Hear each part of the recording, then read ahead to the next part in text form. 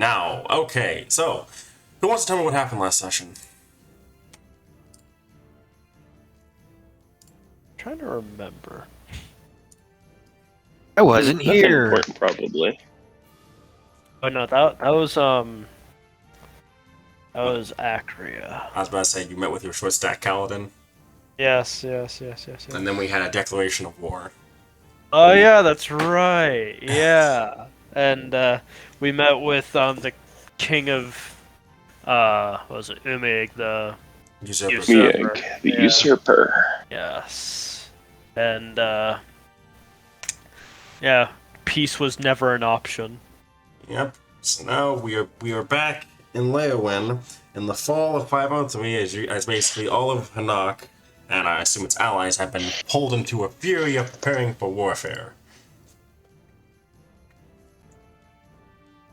Yep. Here we. So starting off, I would assume that at some point, basically, the queen called her banners, and basically, I'd like to imagine that there's one big strategy meeting going on amongst all the different lords, of which I'm sure Aldwin is wishing that he could drink at the very moment, but Yeah, he. Let me put it this way: at that meeting, if anyone sees like him like slip a tankard in, somehow, Yeah, he just has like a flask. A flask of the heaviest shit he could find. and like he's just jotting down various notes just as he's listening. okay. So who would like to propose a battle plan here? Or overall strategy, I mean. Reserve rush. Me? Why not? You are the strategist. Oh, wait, it's like my job. Wow. Alderman would just literally turn to Searson and just go like and make a motion towards like your map you made. Yeah, the map with the, I don't know, tokens on it. To the listeners at home, Hold up, I'm gonna put the map on. Alright, there is a map that he's going to put on for you. Thanks, Mom. Now I can actually update this in real time thanks to this new computer. Anyway, there you are. Let's put it on the bottom right screen. There you go. Anyway, okay, go ahead. Lovely. So basically, main interpretation of that map is the best idea that we have going for us right now, thanks to some interventions, is to basically attack Imuyueg and try to get them to surrender very, very quickly. If we can get Imuyueg to surrender, it's likely that the Tempest Empire would follow suit. You hear some laughter coming from some people think at the idea of just straight on attacking Imuyueg, but Grin and his faction of warriors, basically the warrior lords, all kind of like are listening intently. Very funny, but the intervention we mentioned is that there was a bit of a slash and burn campaign that happened recently in Imuyueg. So they're actually currently recovering from a resource deficit. We have overall less resources than they have, and they can gather up that strength really quickly. So a defensive war is probably not an option for us. It'd be within our best interest to, as I said earlier, to just try to go for the capital as fast as possible. We will attempt to do this on 3 fronts.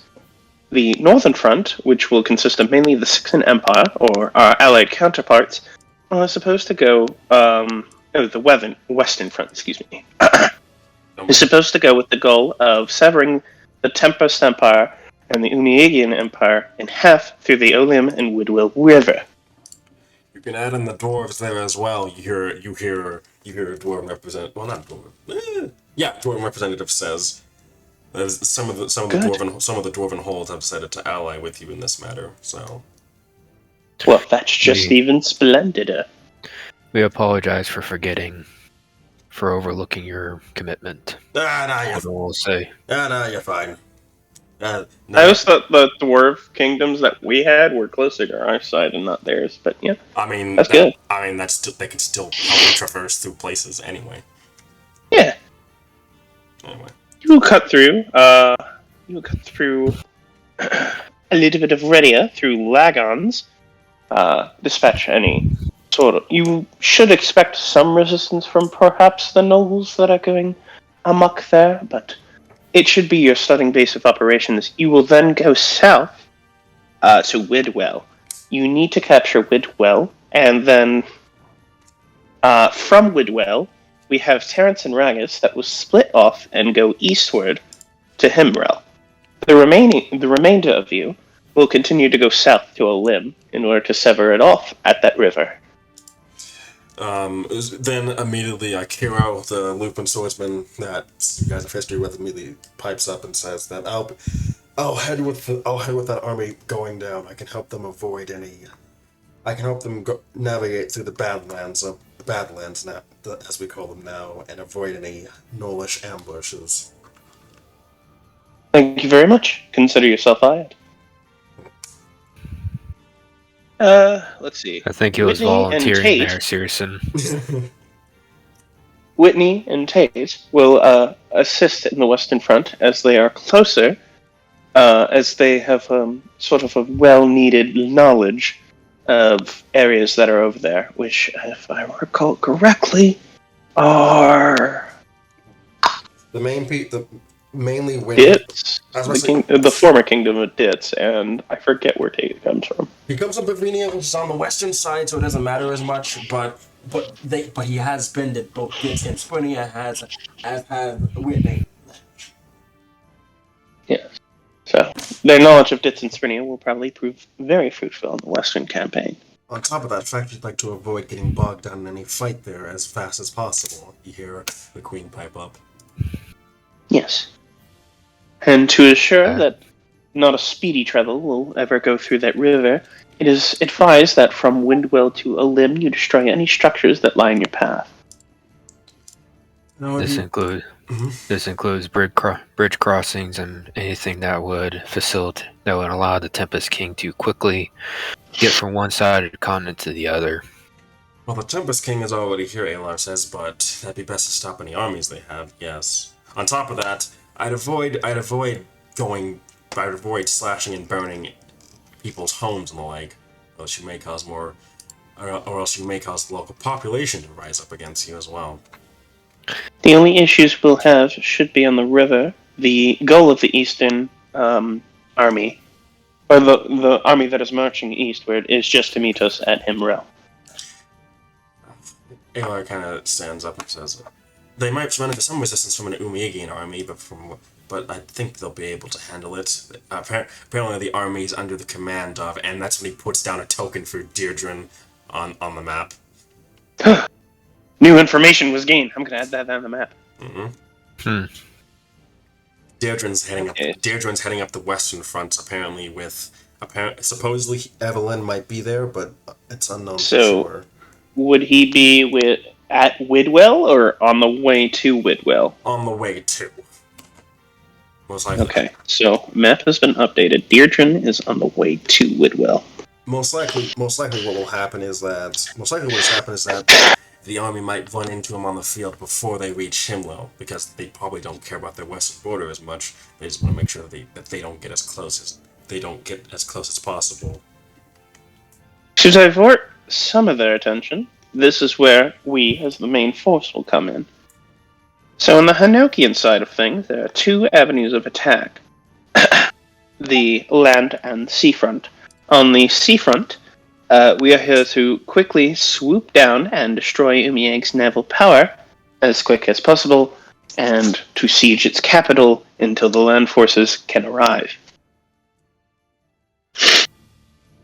The people I feel would be best in charge of this sort of operation would be Elu or Alar Daenerys, both king and queen, as they probably have the most experience of naval offensives on the battlefield, and probably where we will need the most usage of our magic. Alume also seems to have experience in sort of a general naval offensive, so it'd be recommended that he goes as well. Kaladin is best put in an area where it's not directly in the face of battle, and as artillery support, he can perhaps use his spy networks to do sort of a long-range, how do I put this? Scouting. Inside attack. Oh, okay. I was also thinking of seeing if I can get any of my contacts or make some payments to anyone who can, inside a city that we're sieging, to open the walls, or open the gates, so to speak. Some inside information from a safe distance, that being over the seas, might be ideal. Did you say Thwin was coming with or no? Thren and Nerul are best advised to go on this offensive as well. Which one? I was about to say. Both. Both. Thanatos then comes in and says, well, if that's the case, then I can already assume who's going to be on that front, and that's when he puts down a token for Tyr and the Tempest King, respectively. Ooh, okay, Tyr and Tempest King. Which means that all Map updated! Which means that all that's left in that case is Imuyueg's Navy, it's Tyr, sorry. So where does that leave the main army? You hear someone ask. Right, I'm getting to that in a moment, as soon as we update this map. Do we know which front the Tempest King was likely going to be on? Oh, wherever Alar is. He's on the naval front. Yeah, since Alar's on the naval front, that means the Tempest King's gonna hunt him down. Alright, so oh my god, you're gonna have some stormy seas. Ooh, nice So, aesthetic. something I recommend is setting up lightning rods on all of our ships. We have those! We do indeed, and on top of have those! And on top of that, Alar says, I'll be personally willing to go toe-to-toe with the Tempest King as well to draw him away from the ships. So, do we have anything to make Alar resistant to lightning? I mean, he has spells.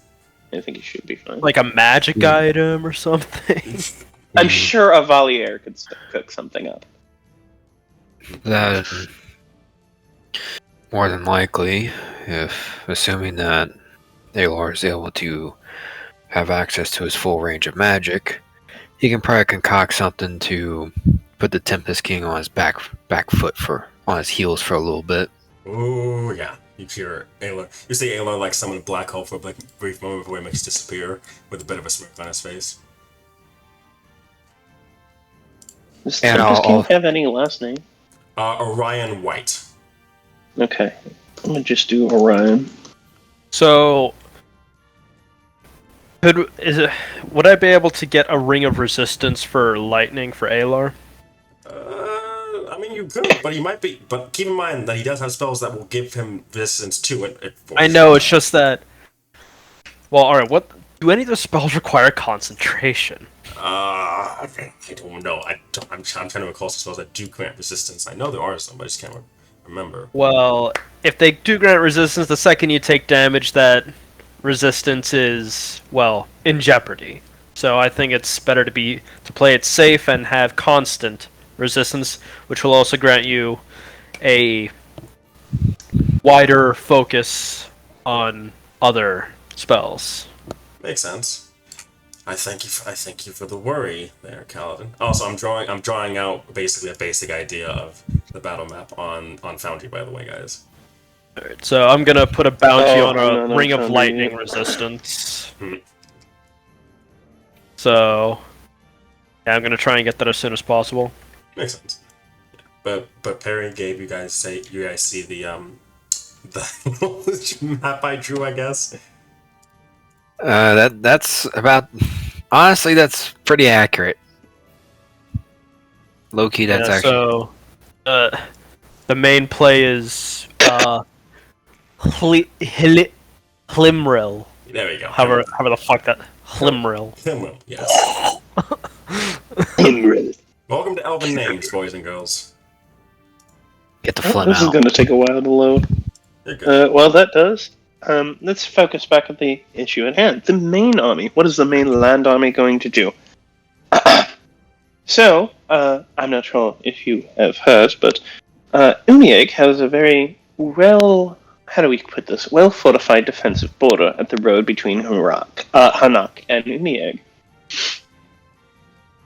they're going to expect us to attack that front. That is why we are not going to attack that front. Instead, we're going to take a slight detour into Redia and attack through the river. Okay, let me fix that one then. Can I delete one? Yes, I can.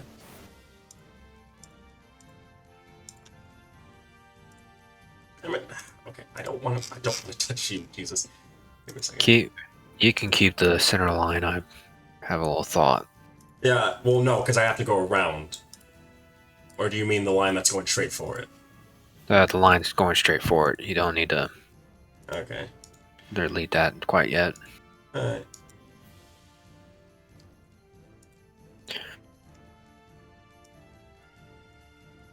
So, Well, not into deep Redia yet. Yeah. Well, if that's the case. Seems like we're getting the most boring job here. Hear some of the main army say, and that's when Alar kind of just like looks out the map and he says, "I can guess who's going to be there." And that's when he pulls out a token for Steel, and then he puts out one for Lenato and Penal as well. Okay. Oh God, we have 3 people. Mm-hmm. Lenato and who? Lenato, Steel with an E at the end, and Penal Yep. White Flame. Also the Ice Dragon Knight that defected. Oh, Perry, you got all the personal people. Yeah, well. Oh, wait a minute. Did I mess up here? Hello? Can you hear me? Yeah, we can hear you. Okay, I didn't light up immediately. Alrighty. Well, I just give a small, concerned look to Hollywood. to iterate on Searson's plan, it'll be basically the Central Army Group. Let's just call it that. Do you know who would be in charge of that real quick, Alar? Who would be in charge of that army? The armies that we're going up against, or Yeah. Out of the 3 of them. Steel would be the best mainline commander. Okay, thank you. Leonardo would be backline support and general quickness. Not to mention the fact that he brought his Wyvern Riders with him, so we have an aerial component to face off against as well. And not to mention there's the Penal. She's the most seasoned dragon rider out of all of them. Yes, if it weren't, can't forget that as well. If it were just Wyverns, we'd be fine. But no, we have an actual dragon to fight against as well. And so technically we have our own. Though I'm half tempted to keep him in the back until we have Penal in our sights and can strike her down or at least injure her. True. From what I gather, Dragon Knights do have some formidable magic when they're with their dragons. So we'd have to be careful with that. Do we have any anti-magic stuff? Equipment? Alden will gesture to Kaladin. I was about to say, Alar, I think, the mages guild, the different mages that are there kind of think for a moment, and then one of them pops up and says, "How do we know that it'll work against whatever magic Spro could be touting?"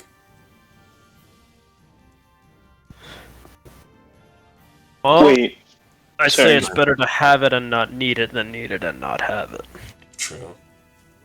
Don't make the plan reliant on it, but make it a possibility. I agree with Kaladin. He'll motion to the mages of the group.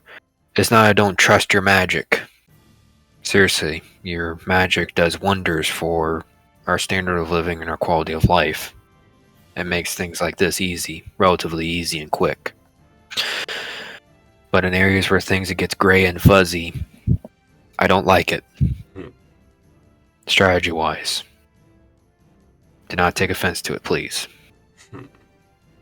Some of them will look like they take offense, but most of the seasoned mages all understand completely. To give a brief plan of action for someone like Panal, which we can probably use on Spiro as a template if it works. Basically catch him flat-footed. Now, Panal would not be dumb enough to separate herself from her dragon, but enough luck and enough planning, luck, and observation, there'll probably be a small window that they will be separated, and either the dragon or the rider could be incapacitated. Or killed, you hear Gren say. As much as I would like to... Okay, real quick, out of character. Does everyone know about the demons that are about to come sooner or later? Basically, at this point, it's kind of like they know, but they can't. But it's kind of like that is in the far future. This is war. This is the current war situation. It's kind of like a push to the back of my mind type of thing. Yeah. Oh, don't look at Gren. How old is he? No, he's older. He's older than you, actually, old one. By how much? You're like what? You haven't hit 100 yet, have you? Or have you? He's like, I thought we said like he's 150 or so. I'm about to say Gren is like 300 to 400 years old. Like he has a son. Like yeah. He's a seasoned warrior, basically. All right, Gren. As much as I would like to take the harpoon to Panal's dragon and her in one fell swoop, and just put an end to this.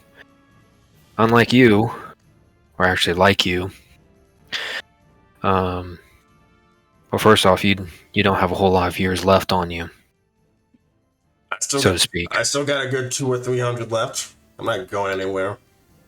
Well, yes, but there's going to be a point where you won't be able to enter the battlefield. You won't be able to fight directly, and you have a son.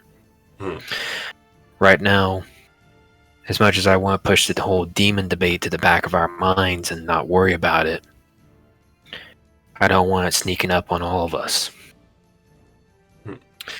So if there's anyone that we can just simply incapacitate and capture for the duration of the war and reconvert to our side, we should. Oh shit! I forgot. That reminds me. I forgot about someone. Someone actually important that I need to bring up. Does Alar have like a oh crap, I forgot this, and just like tries to sneak something onto the board? Yes, it's like you see Alar's eyes widen for him, and then he sneaks onto the board Atan the Fury on the main army, basically on Searson. Oh, we have 4 people. Yes, on Searson and Aldwin's side. And you'll promptly see Aldwin take a long swig from his flask that everyone knows he was sipping out of. We have a boring job. We have the most generals. Okay. I'm about to say, technically the Western Front has the most generals in the form of... Oh wait, on the Allied side anyway. On the enemy side, yeah, you guys have the most enemy generals to fight. Okay. Yeah, let me reiterate. Boring! Sure! Alden will say, let me reiterate this then. There'll be every named important individual that's on the enemy side we should try to capture and convert back to our side, because guess what? In a matter of 50 to 500 years... I got the weapons you did there. Yeah, from 50 to 500 years, which I don't know exactly which, there's going to be a whole horde of demons coming screaming out of the north. The main thing is, all the people on that side are competent generals and fighters who could either A, fight in this future conflict, or B, train individuals to fight in said future conflict.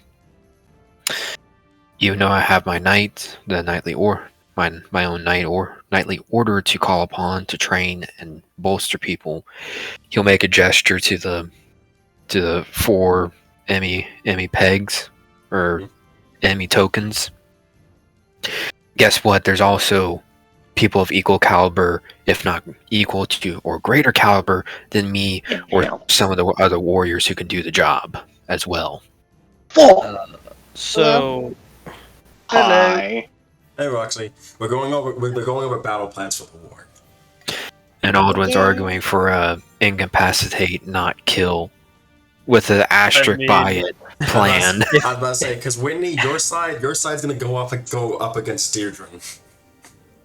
Oh, fuck me. Fuck. Okay, so I mean, My you also get child. the cursed fucking Evelyn, so have fun with that. You also get Evelyn too. Yeah, that's the fun Yeah, part. no. yeah, I'm glad I'm Aldwin. not on the Western Front. Wait. Evelyn. Aldwin. She's the revenant follower of Spiro. You don't know much about her. She's okay. she's the most unknown person in this entire arrangement right now. You know something about every single one of these generals except her. I don't want to fight Well, my he's a villain son. that's created by the same people who created Jakindu, so you have fun with that. Oh my Oh, goodness. fuck you. Aldwin. Which to help save you, Roxy, Aldwin's literally arguing for we need to capture as many of these people as possible, and try not to pull the chopping block, try to pull out the butcher's knife and the executioner's axe on everyone. So we could just I revive. agree with Odwin. We could just revive them. That's only if they'll allow themselves to come back. Unless you revivify them. Nope, actually, I was wrong on that ruling. Based off the general rulings in the DMG, even revivifying needs consent. But it doesn't say that in the spell. But unfortunately, general overrules specific overrules general, and since specifically said that all resurrection spells in the DMG require consent, that's that applies to revivify too. Bro, that's stupid. Here, Mr. Bunny Paws. Mm-hmm. That's stupid. I was say, but end all be all. Even though I know I have some friends amongst the enemy ranks as well, we have to consider the possibility that if push comes to shove, if it is your life or theirs, you might have to make that choice. Alar says, and every single one of us, considering that we have friends that have gone to the other side, I can see quite a few lords here are missing. So obviously we know which side they've chosen. Yes. You should And also bear in mind, Aldwin, if you are too nice to people, they will use that to their advantage. True. But there's also a certain point where we should not forget the general hope of being able to end this conflict without a whole lot of bloodshed. You hear a bit of an awe coming from Thwin in the back, but coming from who you think it's Thwin, and a couple people who had to deal with Ares kind of look over at him, and he just puts a hand up like, I'm fine. So just Wholesome. what I'm saying is this isn't a complete black and white conflict. Mm-hmm. If this was a whole bloody devil cult or whatever had taken over certain sections of the world and had turned everyone we know into evil people, and we know with certainty that we can revive them and they would have consent to it, then I would say get out the guillotine and start getting to work. You're saying this is people fighting over how they want the world to be from now on. This is a lot more of a tenuous situation. And if they believe in the goal heartily enough, they'll believe that they'll come back if Spiro wins. Mm-hmm. I will place my hand on your shoulder, and that is why you are in charge of the Eastern Frontline operations.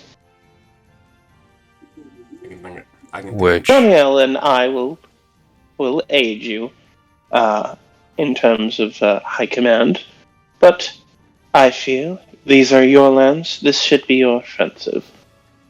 But if you are too nice, do not fret. I'll be here to make sure you're in check. So thank you for the thought. And to actually get into the details of what the Eastern Front would look like, using Searson's plan as a general template. I think you guys have drawing ability on Foundry, right? Or no? Yeah, we do. Okay. Is there? real quick. So, does anyone want a pair of dimensional shackles to try and take anyone alive if they would like? That needs to go to Aldwin for sure. Mm-hmm. All I of would them? like several. How many? Yeah. Let's see. There's what's that? At least 4 5. friends. At least 4 friends he's have to kill. I have 5. So, how many would you like?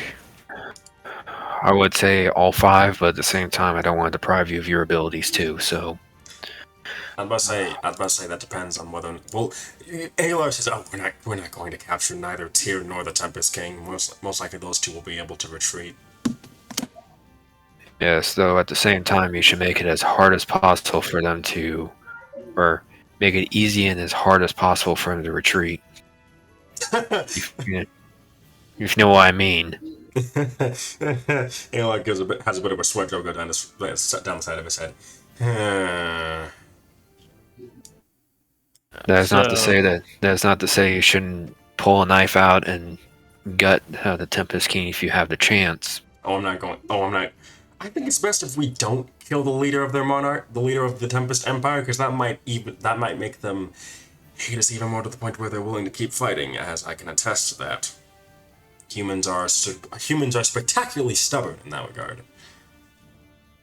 Then if you can simply cast a massive a Cat 5 Typhoon, and shoot him back across the continent, you'll be our best friends.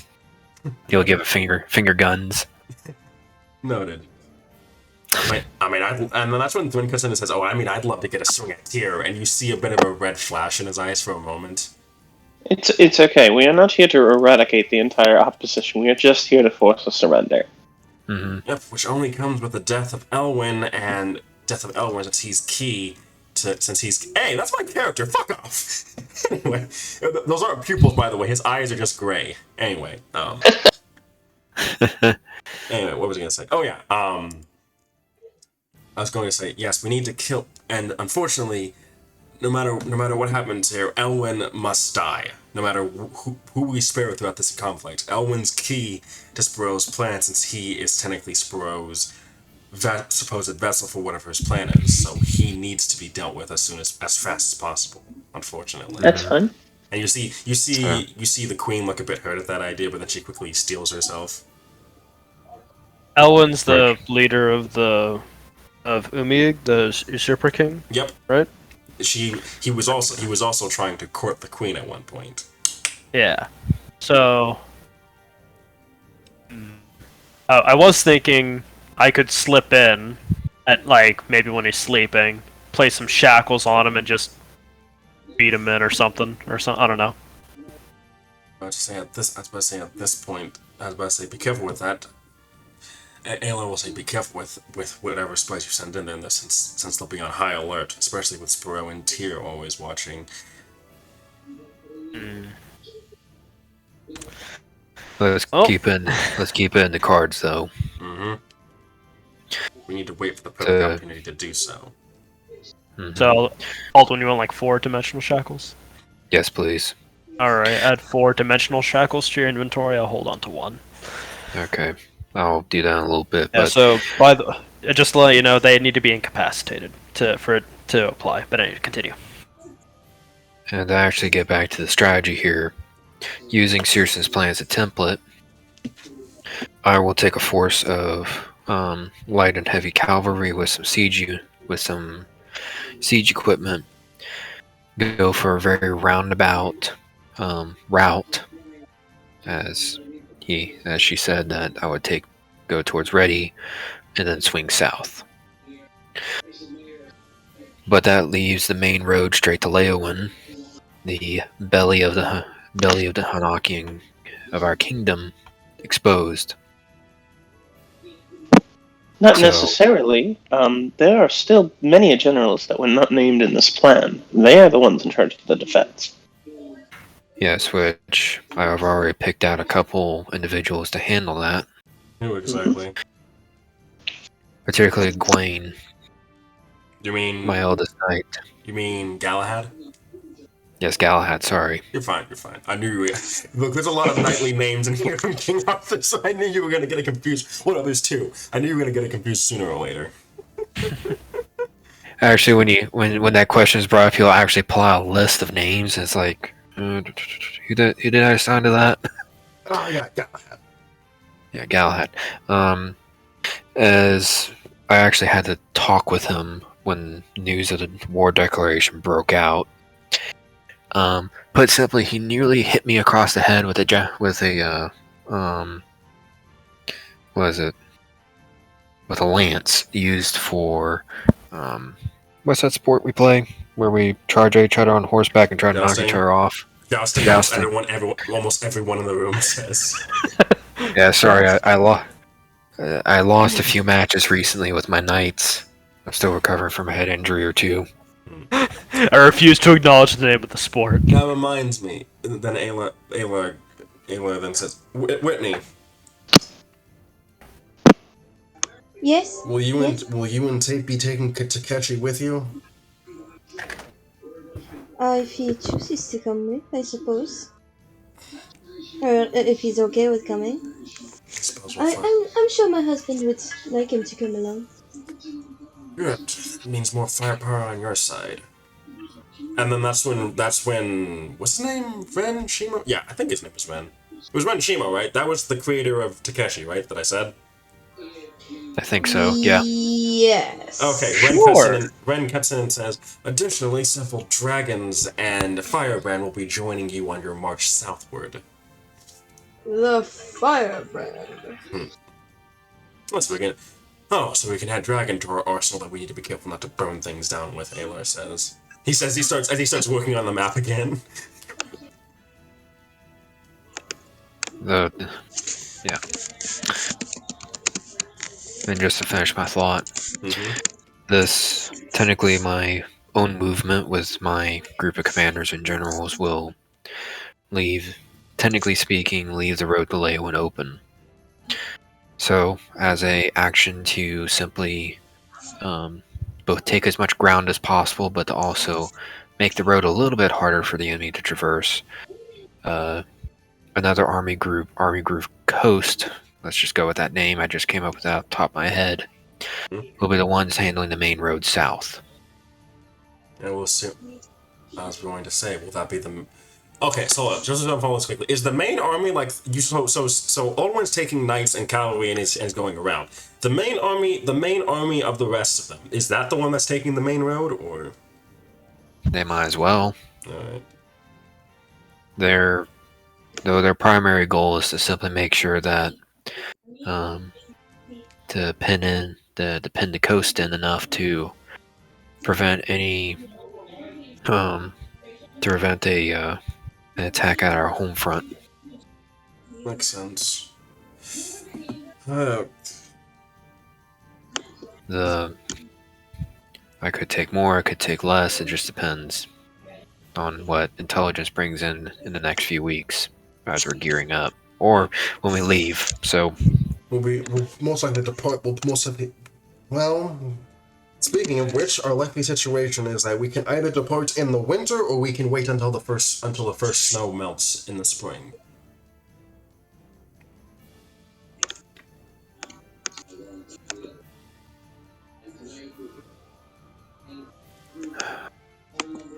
Anyone have any preference? Wait until spring would allow the other side to bulk up. Yes, but considering their devastation, we don't know how fast they can bulk up compared to we can. On the other hand, if we can probably the defenses easier, but then we have the weather to deal with as well. If we choose to wait till spring, I opt to maintain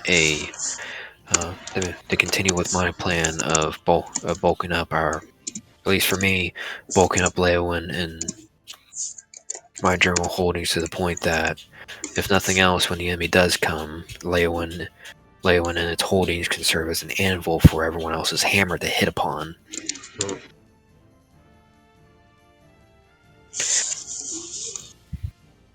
He'll simply look around the table.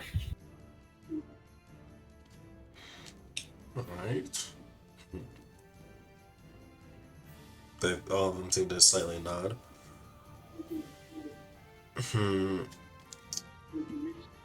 Oh, then let's put it to a vote then, you hear someone other would say. Well, and then that's when one of them says, technically it'd be up to the Queen in this regard, since she would approve of all this. And you know that the Queen has been scarily silent during this entire meeting. Though, well,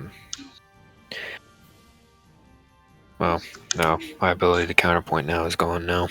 Why is that? Just discussions moving on to allowing the queen to make her decision. Well, you can argue for or against either one. Like, you can keep arguing for or against for the for a winter campaign or for a spring campaign. Yeah, but just to make sure all of our options are on the table. Not to cut you off, Queen, if you're about to speak. She wasn't. If we opt for a winter campaign, we would have to rely on supply trains. We would have to rely on a strong logistics network, and we would have to be fighting our way through snow and ice, with an enemy that has receded into their villages and cities and behind their own walls, which would make for a very easy means of getting deep into their territory. But actually taking and maintaining ground would be another story, because every city and town they have would still be under their control if we don't take them while we move through. At best, yes, because unfortunately we're not here to, since we're not here to, Alo will cut in. On top of the fact that we're not here to conquer land, we're here to just simply defeat our enemy. There's no land. We're not winning any land out of this. Just a couple of the lords are disappointed. Yeah, but at the same time, to ensure victory and to make sure that when we enter to make sure that they can't weasel their way out of the negotiations table, we would need to make sure to at least take a couple of major cities to pin them in. I would say the capital would be a good start.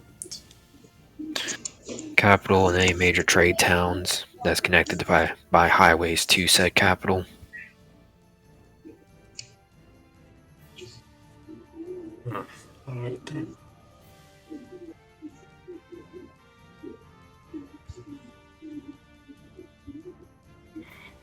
Alden will point to Alume. I was about to say, I think the only major... I don't know whether the only major port town was the capital or not. Give me a second. So I know Leowyn and like two towns including the cap. I know Leowyn, Nim, and like a third city, a third city, I think. He's got his headphones on. Just call him. Were the ones that were trade towns in naval towns in Hanoc. But I'm trying to recall if that was the same for Imuyueg or not. Give me a second here.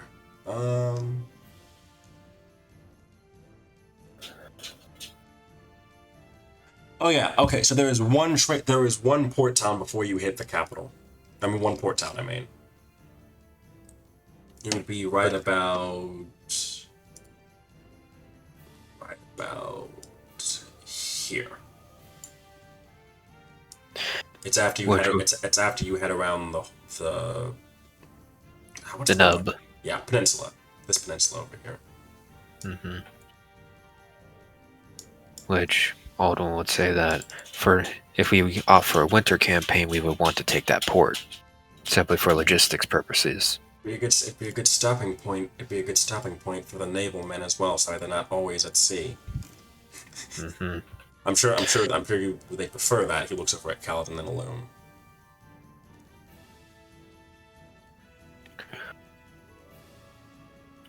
But does Kaladin have his sea legs?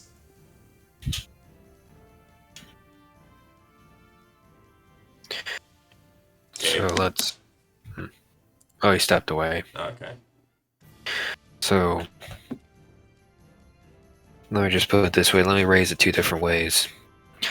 Winter campaign would enable us to have a quote-unquote lightning campaign to the capital with very few sieges, because, well, we can circumvent most cities as long as we keep our heads level, cool, and stealthy.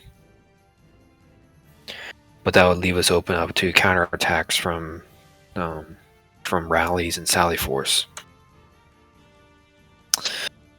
Alternatively, we wait till springtime when a portion of their armies and forces are ready, face them in the field, and take what cities we need for logistics. Well, really both plans would be take cities for logistics, but springtime with just simply more land battles, and we can crush them out in the field, or we hit them while they're sleeping in their den. To look around now.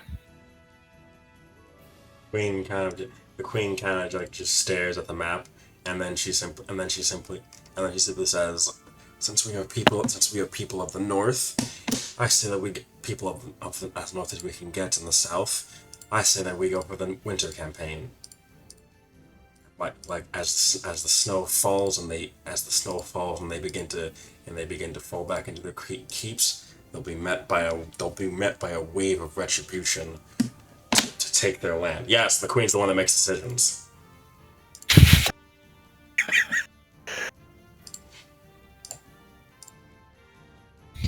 And everyone's like, here, and a lot of them look very terrified, look kind of like, whoa, at the queen as she says that, as they're like, yeah, she's pissed.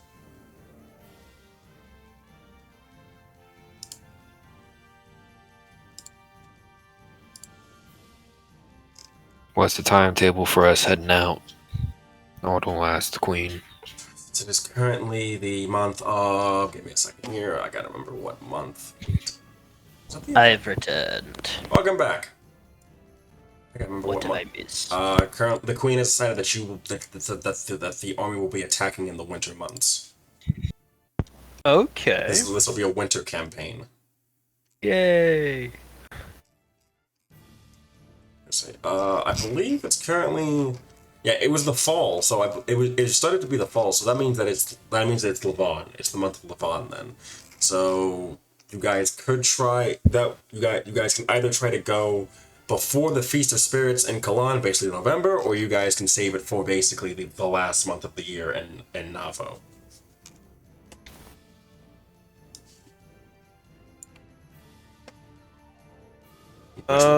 Which one would give you guys enough time is the question. Alden will suggest if we gear up to leave, the due date for marching out should probably be the feast.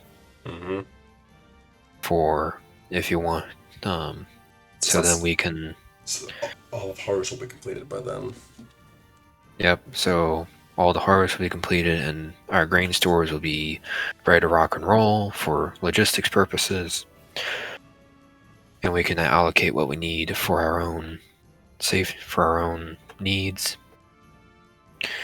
or we can possibly catch some lords and generals out in the field while they're still out in the field, or drunk up to their eyeballs in cider.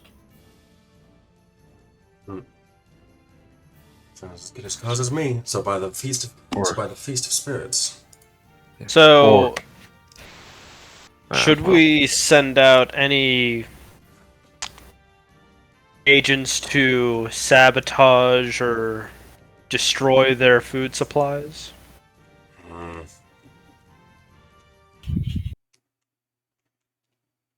Well, that depends. Alar then says that depends on how merciful we want to be towards the townspeople. Since whatever we do to the army in terms of food happens to the people as well. Well, something I would recommend is when you're, at least for the land-based campaign theaters, is go after their food supplies, because it's hard for soldiers to fight on an empty stomach. I say that this will definitely be a spy game that we need to be careful with. Yeah, we should also think that they're planning to do the same exact thing. Mm-hmm. Smart thinking there. Wow, I thunk smartly for once. Yay. So, Alright. Well then, I think all of us have. The queen then says, all of us know what our plan is and when we are meant to meet up to do it. We will rendezvous on the southern border to make it appear that we are in one offensive. From there, we split up. However, if the naval and the northern fronts can begin theirs as early as possible, so we can rendezvous at the capital on time, that would be best. You all have your orders, so that will be all. The queen says, and like all of them, and basically every single lord kind of stands up and they kind of like put their fist against their heart, and basically all say glory to Hanoc before they start dispersing. Good. Good.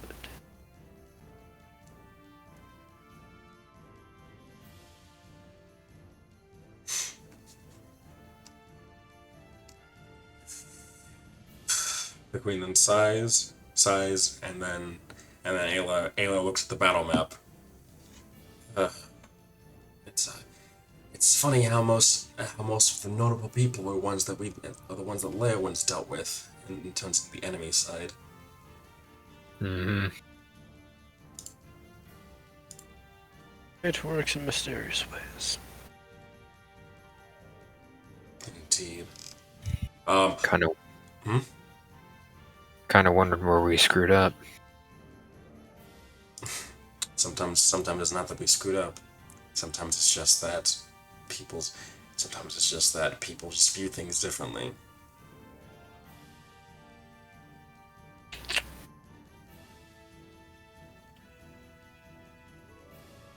But fate has played its hand. Thus, as a response, we play ours in kind. Mm-hmm. He then looks towards the capital. And he looks towards the capital, and as he says that, funny. That used to be my home for a time. Now I go back to take it once more. This time to burn it to the ground. He says he kind of like flicks the capital of Hilimrol's token over, or knocks it down.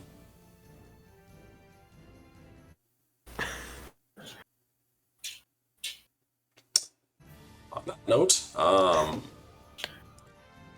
have you guys decided what officers you'll be taking with you for these campaigns? Offices?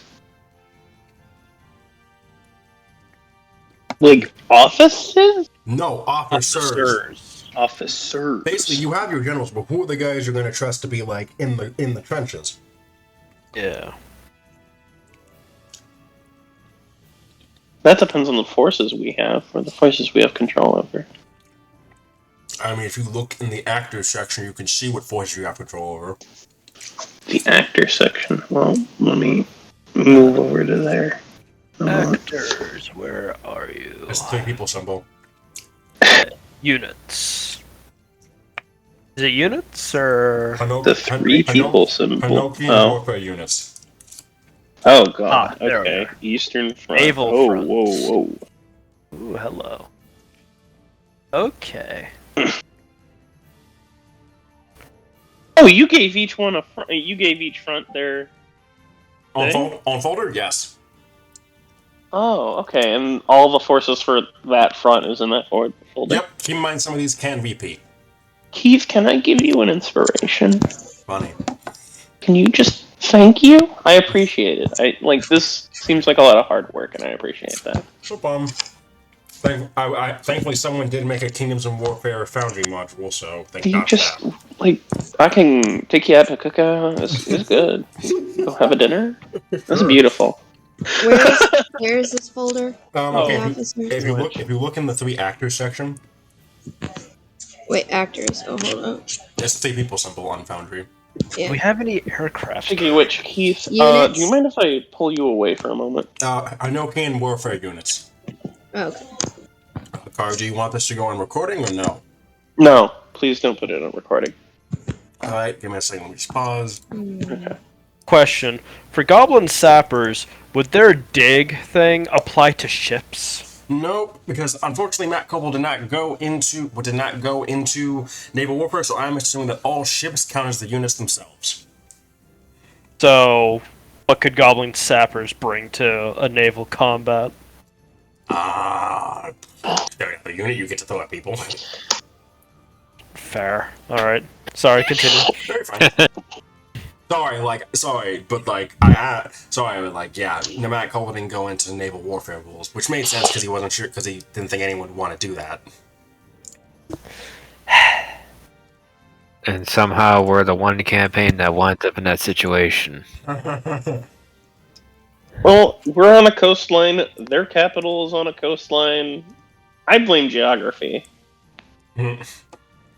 Blame Asgard. Okay, let me phrase real quick. The units that are in your folder are the units you have, and by the way, you can have repeats of these units. Yeah. Oh, so we have more than one of each? Yes, you have more than one. Oh. However, I went with the max because the max that keeps the map. Okay, let me phrase. The map the way it is, like the map that I showed before, that warfare grid, that is made for 15 or fewer units. I gave two-thirds of you 12, and I gave the other ones 10, I think. That means that you have anywhere from 3 to 5 more units you can plop on that grid. Alright, so I only have 8 Yeah, sorry. for the naval front, so sorry. could I get 7 more units? Yes. Oh, okay. Okay. However, there's another one. Whitney, my dear. Fight knee. Foxy. Yep. What's Okay, up? so, Whitney, how do you think the army should go about... Because they're going to march through Sprinia and Dis, both of which are kind of your homeland. How do you think they should conduct themselves?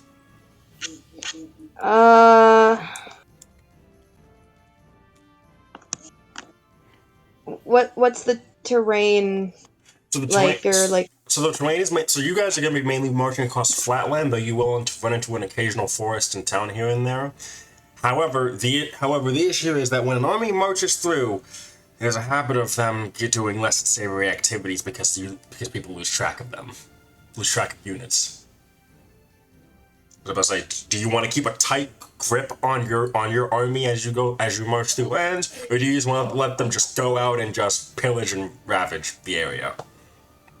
The former. I want them to make sure that they're like kind of all together, and that we just have like the one goal in mind of like Aldwin and I want to say Midius, but that's not it. Kaladin.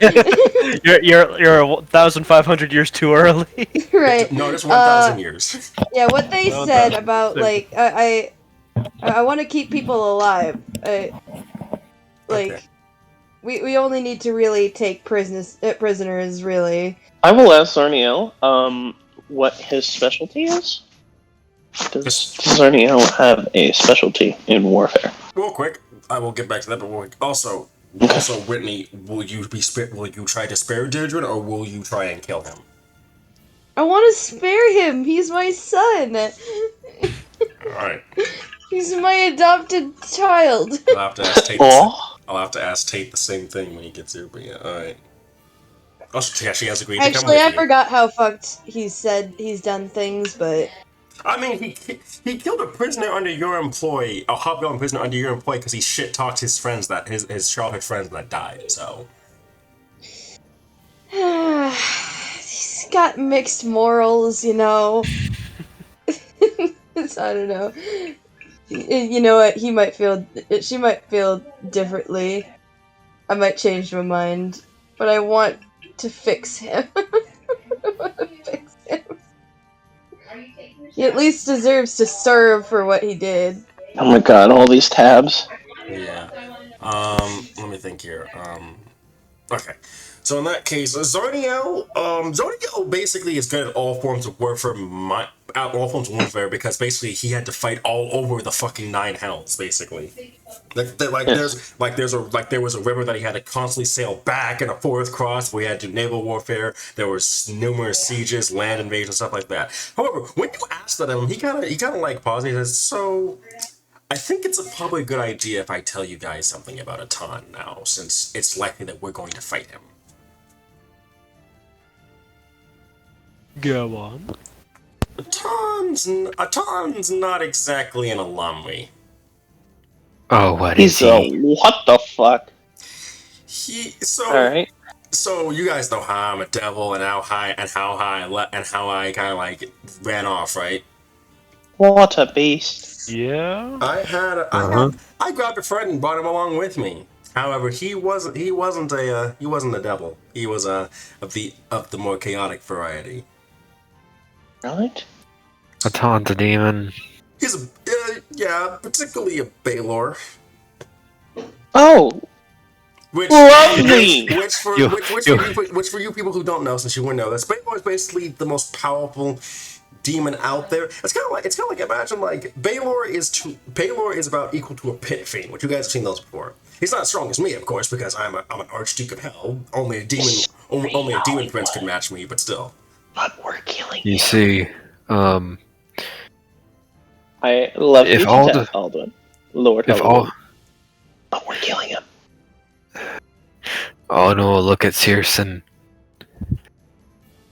Out of all of the people we have to face, Atom was probably on the list that would go down fighting regardless what we try to do. I'll be dealing with him, so it immediately says, don't worry about it. Oh, Have fun with alrighty. that. What would Aton be best countered with then? And Me. we'll give you what? He's a berserker. He's a berserker, basically. He doesn't think. I do. All right. On top of that, none of us can kill him anyway. When I slay him, he'll just return to the abyss. Same with me if I die. I'm just trying to figure out what I should give you in terms of forces. Oh, don't worry about it. Just focus on what you guys need. Regardless, I'll be And able to handle it. We're back to square parry. For Gabo. So you guys are getting both. Keep in mind. Oh yeah, I forgot to mention this by the way. But yeah, not Unagilla. Solarinet has basically been subsumed into Leyawen at this point in terms of like they're willing to hear you guys out. I was gonna say that beforehand, but I kept forgetting because of the whole military talk. Elf seems more defensive from what I'm looking at. Gabo's more offensive. Are you a green deck or a red deck user? Oh, You can have I was about multiples to of say. both. Yeah. Low key, we could probably mix the two. You know? Okay, but it would probably be best if you have one general dedicated to defensive and one dedicated to offensive. Well, which route are you going to take? You're going to take the highway or are you going to take the... I know I'm going to take... The one in charge. Well, I'm taking the long way around, so I'm going to go on the offensive. I'll take... If the goblins are more offensive, I'll take them. That's funny. The Jade Knights and goblins, bitter rivals. You'll get a mixture. You'll get some gabos. Yeah, which, if you... The brief summary of that RP would be... like 3 or 4 Jade Knights come up to Aldwin to like argue about it. And he would just simply turn to him and say... Or he would just simply turn to him and say, listen... I'm honestly thinking about doing a recruitment drive for the Goblinoids. Simply because they're good warriors. Maybe even better warriors than some of you.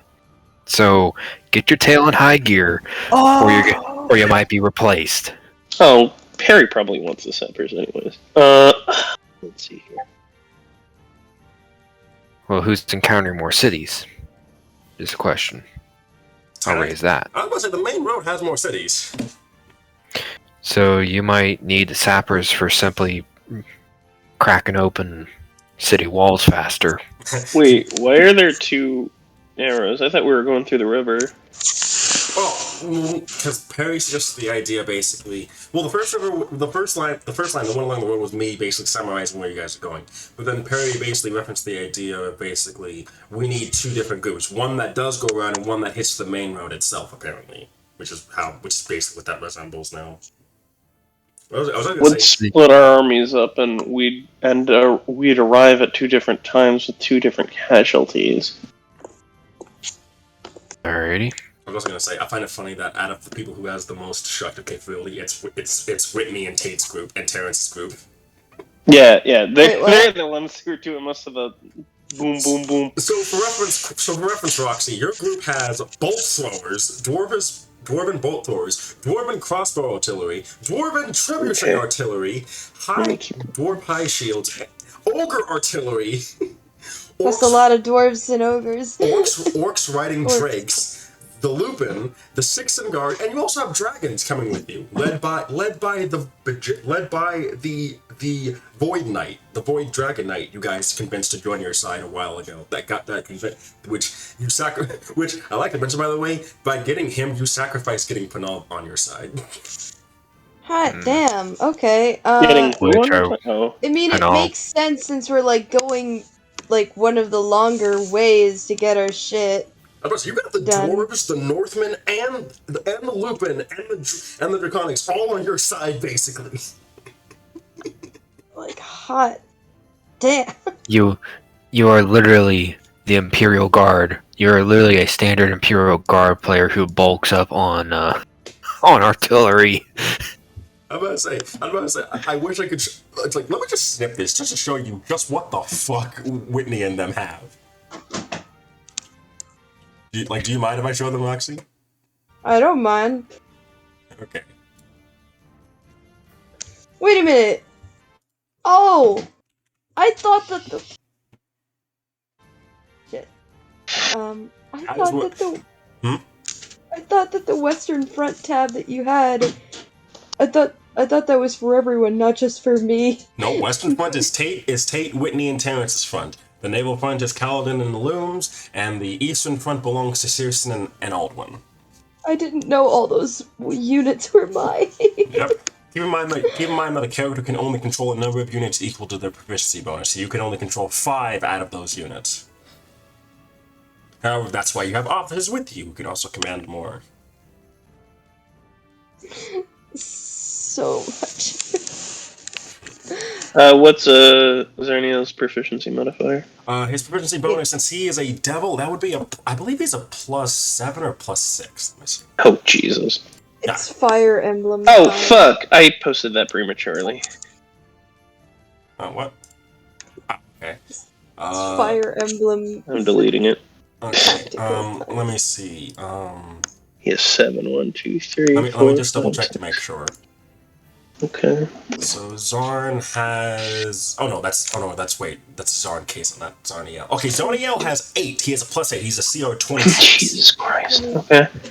He is a Lord of Demons, man. He is on the same strength level as Zariel, so of course he would be at the same level. Yeah. We're working on it. Let's see. So I feel like Owen's just watching Zarniel's like growing tab with jealous. He's just like, this man has so many units. Yeah, he. I imagine like the Eastern Campaign group is like all the commanders are in office together and they're like debating and figuring out what to do, and all of them just sitting in the corner watching Zarniel like just freaking get this, like orchestrate these sweeping offensives and these particular layouts, and he's like, you son of a gun, why? I got the experience. Sad eye. Takashi is going to go up to Whitney. He's going to say, when I expected going close to my homeland, I didn't expect it to be like this. I'm sorry, who's saying what to me? Takashi's saying to when I expected to go near my homeland, I didn't think it'd be like this. I didn't think I'd have dragons following behind me. Well, not chasing me anyway. How about friends? I didn't think I would be leading an army of dragons and orcs and dwarves And humans. and humans. I didn't think I'd be leading an army in general. What you think? You thought you'd just keep surveying the land and making sure everything's growing right in Leowin? No, not necessarily. I just didn't think it would get this big. Mm-hmm. Oh, he puts a hand on your shoulder. This is what leadership is like. It's too much power for a little fox lady. Well, thankfully, you have your husband to count on, as well as your friend Terrence, and you have me. Mm-hmm. And I trust you a lot, Takeshi. Thank you.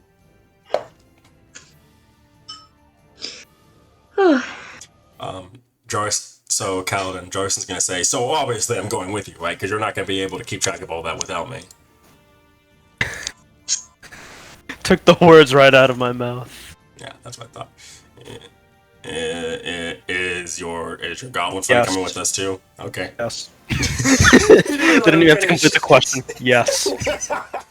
Jojen just says, "Ooh boy, I'm gonna need to get a silent spell for your room, aren't I?" Don't worry, I'll stealth. Weird question, real quick. Hmm? Weird question, real quick. So the hobgoblins. Anything I guess with the trait of goblin, I guess counts as goblin. Okay, so just to be For clear, force. so the hobgoblins are the Bloodfangs, the Dire Wasp Riders, and anything with the Warbred trait is a hobgoblin. So the Dire Wasp Riders, the Bloodfangs, the Hobgoblin Archer Longbows, and the Hobgoblin Infantry. Okay, the reason why I asked, the Heavy Claw has a buff that applies to all goblinoids. And so I was like, what counts as goblin? Is that anything with the commander goblin trait? Well, that's not Commander, that's just what species it is. Yeah, but anything that has Goblin as their race, which counts for both Bugbear, Hobgoblin, and Goblin, yes, that does get affected by it. Okay. Reason being, Aldwin. Okay, I think Aldwin might need to switch to Elf because they don't. It doesn't look like the Gabos have any cavalry, and you wanted to do cavalry. Oh, I was about to say the Dire Wasp Riders are technically... The Bloodfangs are cavalry, yeah. Yeah, The Bloodfangs are cavalry. Bloodfangs are cavalry, and the Dire Wasp Riders are aerial. All right, I'm gonna switch things around. Okay. I was about to also say, the Pegasus Riders can be both aerial and cavalry, by the way. Mm-hmm. There's also the Lancer down at the bottom. Oh yeah, that's your special unit. That's your special domain. That's your special warrior unit because your domain is a noble court. That's the one that you guys. If it's all the same to you, Perry, I gave all the special units over to Zerniel. So I gave the Force Mist and the Lancers over to Zerniel. Dang. They'd probably provide the best defense. Plus, I think giving the special units to the one guy who's read this probably is a good idea. I mean, come on, let Perry have some of the fun. No, let Perry have some of the fun. He can have a few of them. Well, if you want any, by all means, I'm still writing the recommendations down, though. The Lancer. You want the Lancers? The Lancer. Okay. You're just reading them and you're like, yes, yes, yes. I'm gonna switch things around then. Is there anything you could do for like the Jade Knight? I'm gonna just put that. The Jade Knights the Jade Knights are basically interspersed amongst these different units, but All right, let me read the Lancers. the Lancers have like 4 good traits to them, from what I recall. Mm-hmm. Well, also I'll just say this right now, from my memory and the way I'm perceiving the Jade Knights, they're probably not even big enough to constitute a full unit. Mm-hmm. In my mind, unless they were the packet full of rookies and just say, let's Imperial Guard this. and because of that situation, probably Alden would be against any more Jade Knights to bulk up more than like 5 or 10% of their group within a singular unit. Yeah. I.e., better to keep them spread out. Yeah, i.e., not have a repeat of the fall of the Forest Knights or the Green Forest Knights. True. Even though they technically did have the best chance of winning, they kind of got sold out. They were sold out. Yeah, I was about to say. Well, no, not that they got tired of women. They got tired. Yeah, I guess it was because they got too decadent. Anyway, I mentioned, by the way, the only 2 sieges that you guys are going to be dealing. I guess the only major siege you're going to be dealing with is Symbol. Everything else is like a naval battle. So Keith, how How useful would you say Pegasus Knights are in a assuming- naval battle? Oh, sorry. Okay, so Gabe, Pegasus Knights aren't put on a specific role. Aerial Knights can fly over the battlefield, which means that they can attack any unit. Anything. I think. Yeah. Any unit on the front. Yeah. On the front? Yeah, the front is basically where the vanguards meet each other. Like if you look at the grid that I shared, basically the front is wherever the enemy line meets your line. Alright. Yeah, So, change of plans. if I recall correctly. Nice nails. Oh, thank you. I tried them myself. We need to Kaladin after seeing his painted nails. Wait, so that's decided to confirm that Kaladin does indeed paint his nails? Depends on his mood, I guess. When he wants to hear some serious gossip about a court somewhere,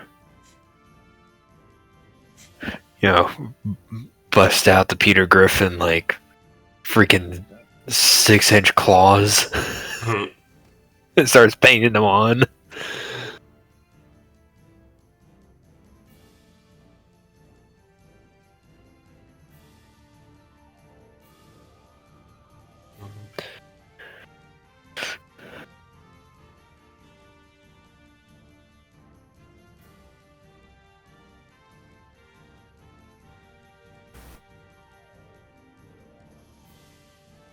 Oh, shit.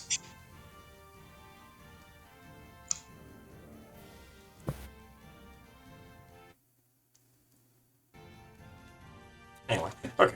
So, but yeah.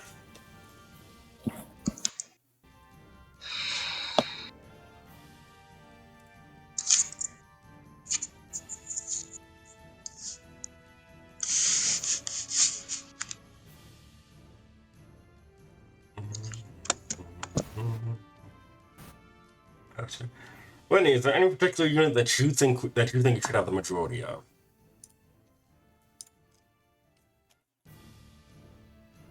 Roxy?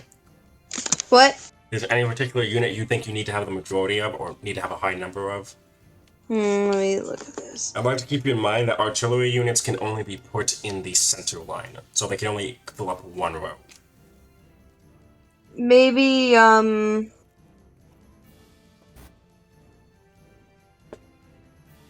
maybe more the aerial units? Like the dragons? Makes sense, okay. Yeah. Does it? Oh, that's good then. Well, yeah, it does make sense because did you see what the dragons can do, by the way? I looked briefly, let me... Okay, so I'm just gonna read this off. Eternal, aerial bombardment, fire breath, blanket fire, draconic ancestry. Yeah, give me more of that. Just phase everything out just for dragons. Can't have nothing but dragons, that's not the case. You don't have that many people. And if I don't want to, sweep up everybody, I can just have the dragons scoop them up in their big feet and just... You're under arrest, motherfucker.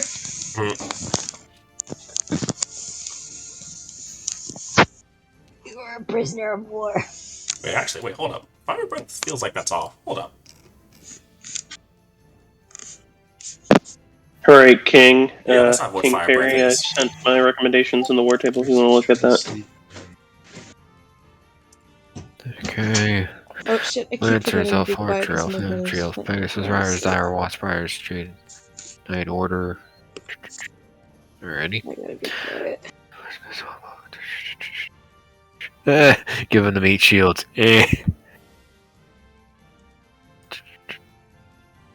Alrighty. That's about it. So you have the Blood Fangs duplicated.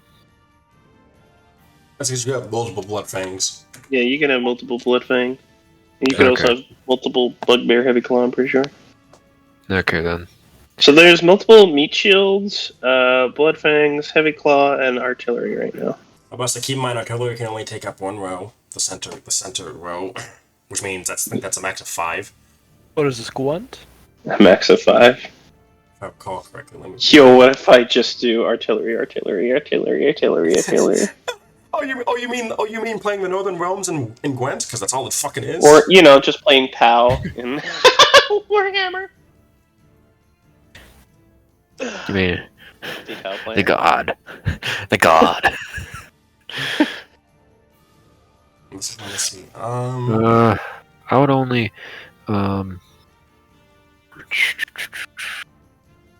Oh, okay. So I just whip out that Luminar Gripdish, though. So artillery units can attack any unit on the field, regardless of where they're at. Yeah, pretty sure.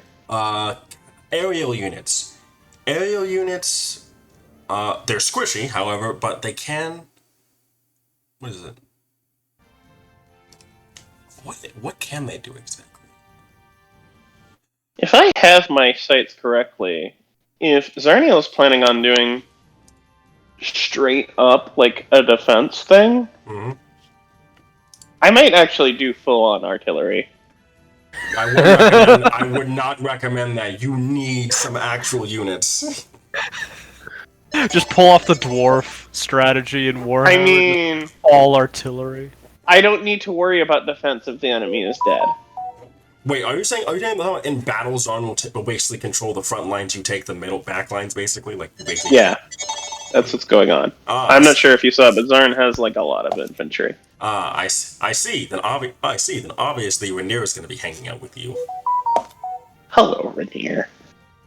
Hello, Devin. When are you coming back? Never. But yeah, no, because Zarniel has a whopping 8 units he can fucking control. Yeah, he's going to do the front line. He could probably fill the front line. He's gonna be fronting the front and the back. Also, I'd like to mention that both cavalry and aerial units do not get put on the grid. They can go anywhere they want, I believe. And Aldwin is doing whatever the fuck he wants because he has cavalry and air units. With Grail, Grail's leading leading the Pegasus units. Oh, he's the commander. Oh, buddy. So those are my recommendations. It says Grail Clanar. I'm going to go against my recommendations and just do Elf Artillery ×5. Oh, I'm sorry for that. I'm sorry for that, by the way, Gabe. It's because I duplicated some of these, so let me just. Oh, so we can't have cloned Grayos? No. Beautiful. I'm gonna just do that. Let me look at Alpha Artillery again. I was about to say, by the way, the PDF is indeed in Foundry, by the way. Let me just make it open to you guys, so... Owner. And... let me see. The good thing about aerial units is that only artillery and other aerial units can attack them, so... Oh, so if aerial units attack, like, what if aerial units attack, like, let's say, Goblin infantry, for example? Can't be attacked back. Can't be targeted by them, anyway. What? If I have Ballista, we don't need sappers. Oh. It depends on what fortifications you run into. It automatically does damage to fortification. Sappers? No, Ballistas. No. Sappers actually have to roll. They're actually pretty bad. Wait, what was the good thing? I mean, sappers actually do, because they have dig. Yeah. Because that's automatic 2d6 damage. Okay. Alright, it just takes 2 turns to activate it. I do that when I can do a confirmed 15 damage to a fortification. Hey, Keith, so, is it possible for us to take, Hillary with us, or nah? Take who? Like, is it possible for a naval fleet to field artillery? Yes, wait, did I give you guys ballistas? No, you did not. I apologize for that. Let me fix that real quick. I thought I thought every ship was armed with ballistae. I guess I was wrong. Well, I mean, technically, yeah, but I mean, if you want a specific unit, do you want to see... Well, I guess ballista by itself is good against fortifications, but I don't think it's that good of a unit, because... Alright, how about flame cannons?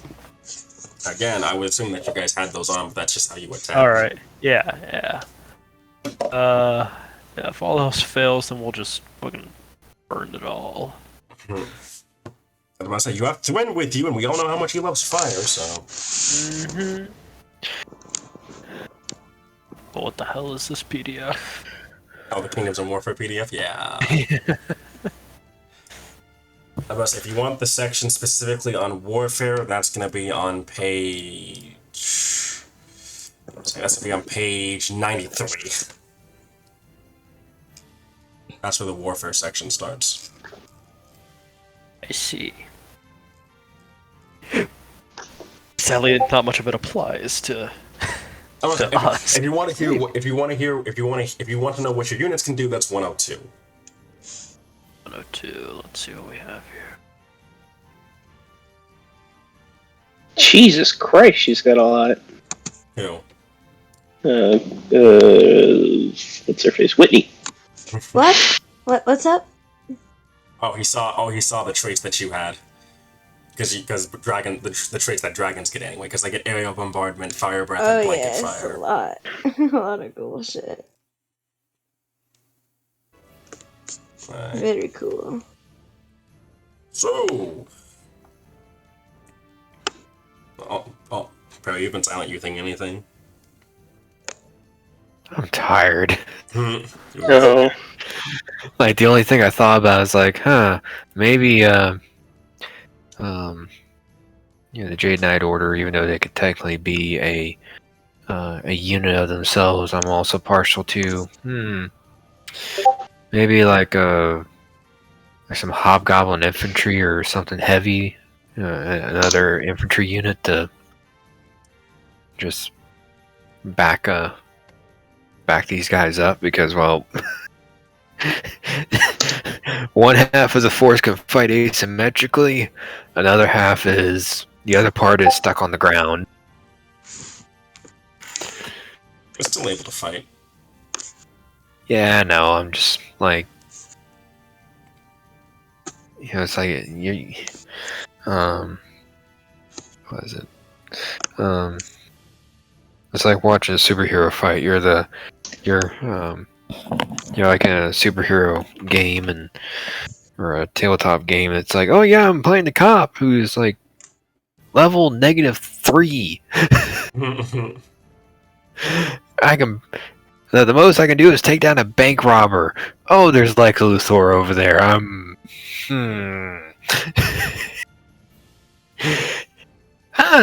This convenience store looks like an awfully convenient place to go to.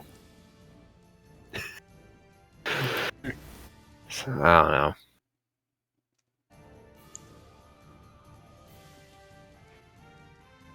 know.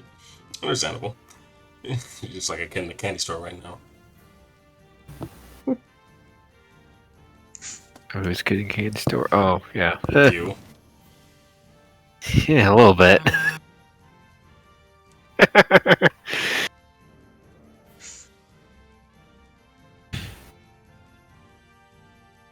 All that artillery.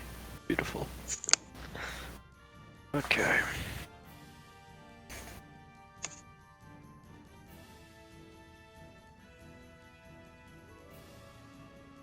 Wait.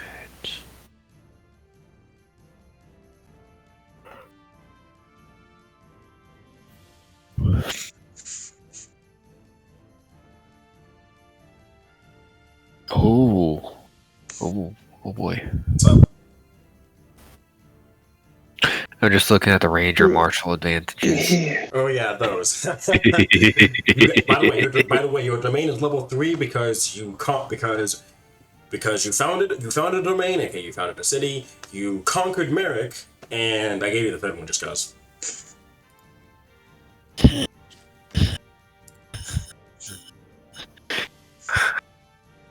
I thought you were making your goblin noises for a second, but I couldn't hear it. Oh.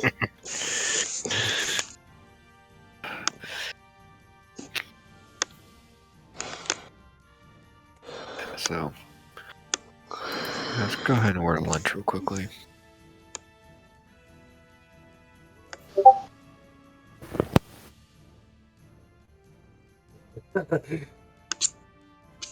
You probably blacked out from the awesomeness. Rogue Martial Advantage. Let's see what we have here. So, what's our domain size again? Your domain size is 3. Okay. Let's see what we got.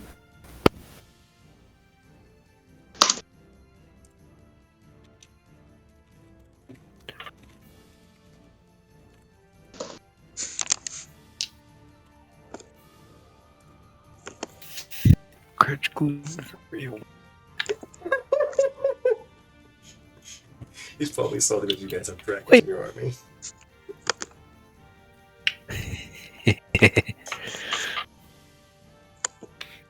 Yeah, what were you gonna say, Perry?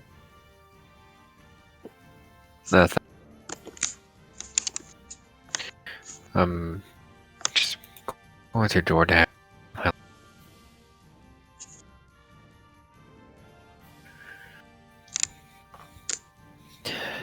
I should have just stayed there. That would have been 2 more hours. Hmm.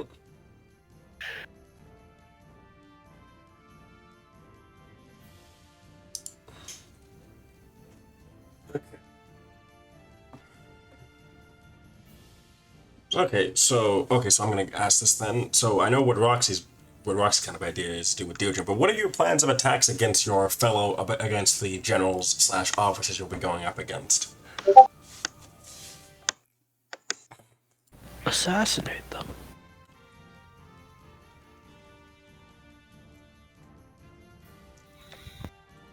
I mean, if you can't assassinate because you're on a fucking boat, what's the next plan? Target their ship and just rain hell on it. Quite simple. Wow, you're really filling it with confidence here, Gabe. Just spam arrows. That's the meta.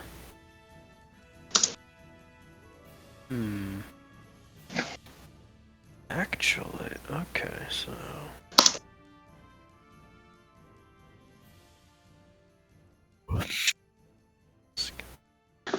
Oh.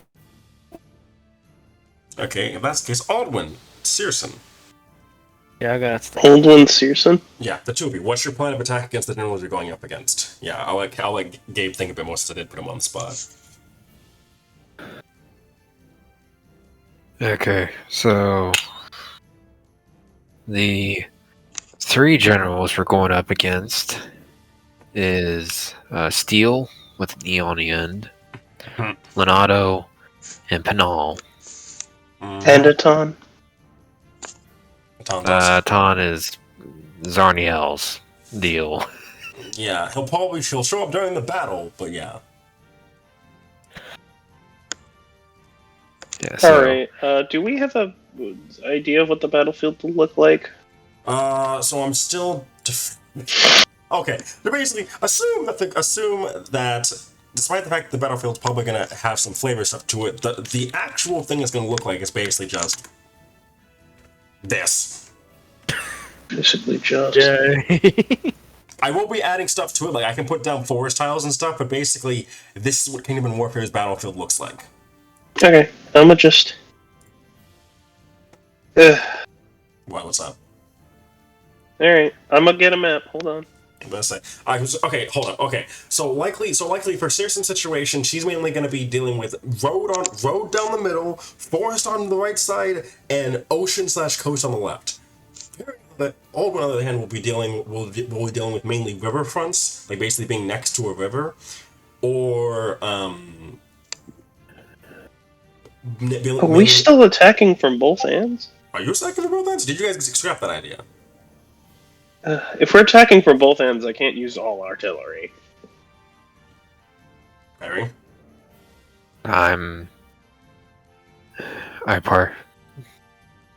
If you want to go and take the high road because you have cavalry and can move faster, that's fine, but I will take Zarniel with me then. Okay. If that is the case. That will split the generals up. You will probably deal, if I have to wildly guess, with Leonardo and White Flame, and I deal with Steel and Aton. Alright then. let me... Um, Okay, I'm just bashing through the middle then. Well, if they got a lot of fortifications, at least the bright side is I can smash them with ballistas. Actually, yeah. To give an example of what that would look like, so technically this is one of Whitney's maps, but it would kind of look something like this. Where is Whitney? There's Whitney's. Okay. So I'm just gonna close this. So give an example of what battle maps will look like when I actually put tiles and stuff on them. Here's what one of Whitney's looks like. I'm not gonna say which one because I don't want to spoil. Nope. Okay, where? General VC. VC. No, there it is. Alright. So basically you have walls and you have bridges. These walls actually do serve a point in the game. Alright. But yeah, basically kind of like that. If there's water tiles, then it will basically cut off those from being used unless they're aerial units. Or ocean units in the case of Gabe's thing. So basically, from what I can gather, so both the eastern and western flanks will have at least one fortification fight, and then grassland after that, most likely. Meanwhile, flat plain after that. It can't have artillery in the rear? That's so weird. It can only be in the center. That's weird. Anyway, meanwhile, my naval boys will mainly be fighting on open sea. Mm-hmm. That is until all of you reach back up the capital, in which case it is a complete siege.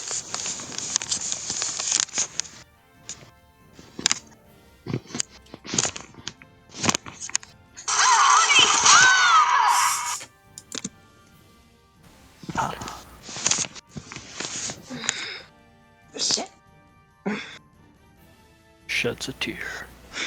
Okay, so we're dealing with most likely steel and white flame. No, we're dealing with steel and a ton. yeah. Steel and a ton. You're dealing with Calvary Queen and your former friend. Dragon Knight Queen. Not literally. Well, but... she probably has cavalry forces. Dragons can serve with cavalry, so.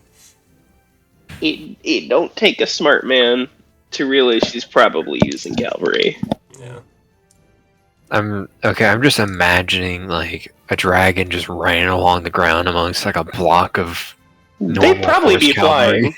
flying low enough to where it still puts terror in your eyes as you're charging as cavalry's charging towards you.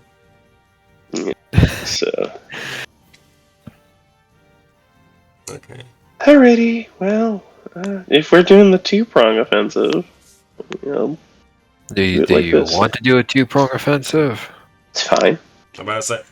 At this point, yeah. I'll just have to slightly tweak my battle map. Okay, so pulling up my battle maps were made in mind for you guys both fighting on the same field, but then in that case it would be one or the other, I guess. Unless frankly, I honestly thought we'd be doing that, but if we split up, that's fine. I was just mainly concerned about that frontline defense thing.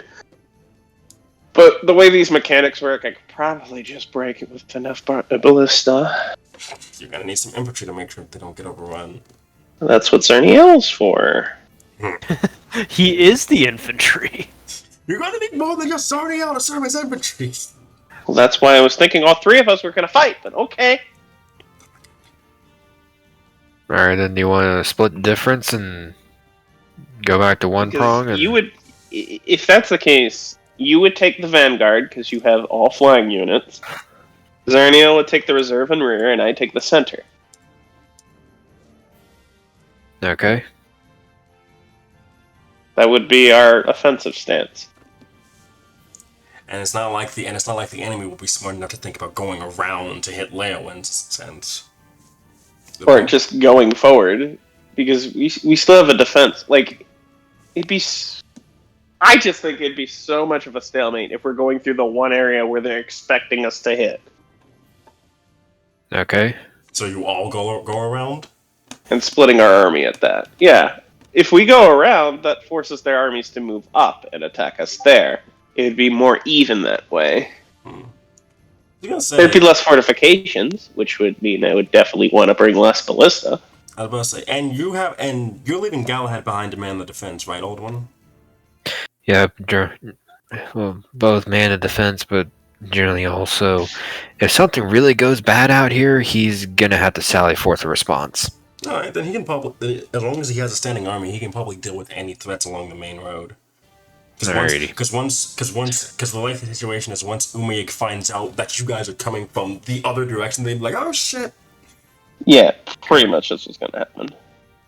Alright then. I just think that'd be, frankly, a bit better than splitting up our armies, because you only have 5 armies to deal with, right? Only. You pretty much only get 5 armies, right, Perry? Yeah.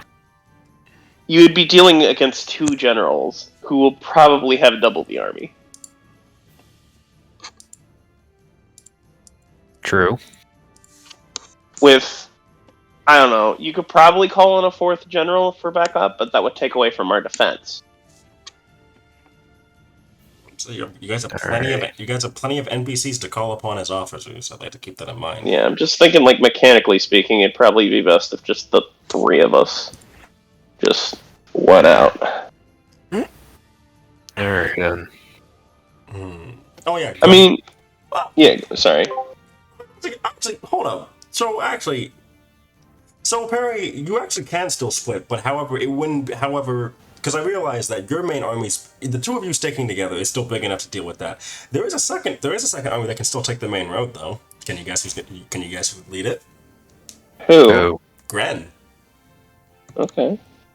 which I was about to raise that technically speaking, the center road could be taken up by an NPC period or a cluster of NPC generals, and just say, okay, you want to have fun, bash your heads against stuff? Go ahead. There it is.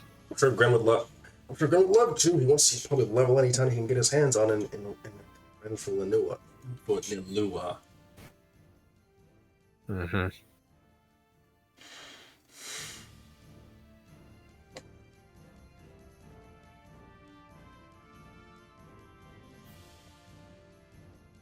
Alright, So then I'm we'll cluster back up.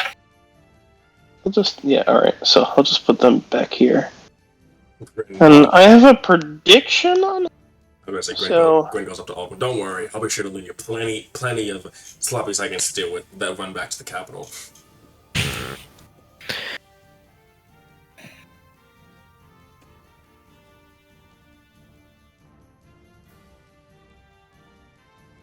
I was gonna say, technically, so Whitney and Tate would probably have to leave in the first Immediately. Yeah, They're gone. Bye. Yeah, Alar probably teleports. Bye. Alar teleports them to the north. And Alar would teleport them to the north so that way they can go ahead and get the forces up north ready to prepare. Pack an extra sleeping bag. You might need some snow clothes. Terrence, be ready to grow your. Terrence just told you guys to be ready to grow your fur out. I'm bringing my booties. What the booties? So Whitney will head north. Whitney and the others will head north to the southern holding to the Sixth Empire to begin preparing there. So, because I believe, what is it? I don't think he talks about how long it takes for an army to reach to travel. So if we assume, we're gonna assume that travel speed's the same as if you're a normal person. Probably be a bit slower as an army. How much? How much slower do you think? Probably not much though.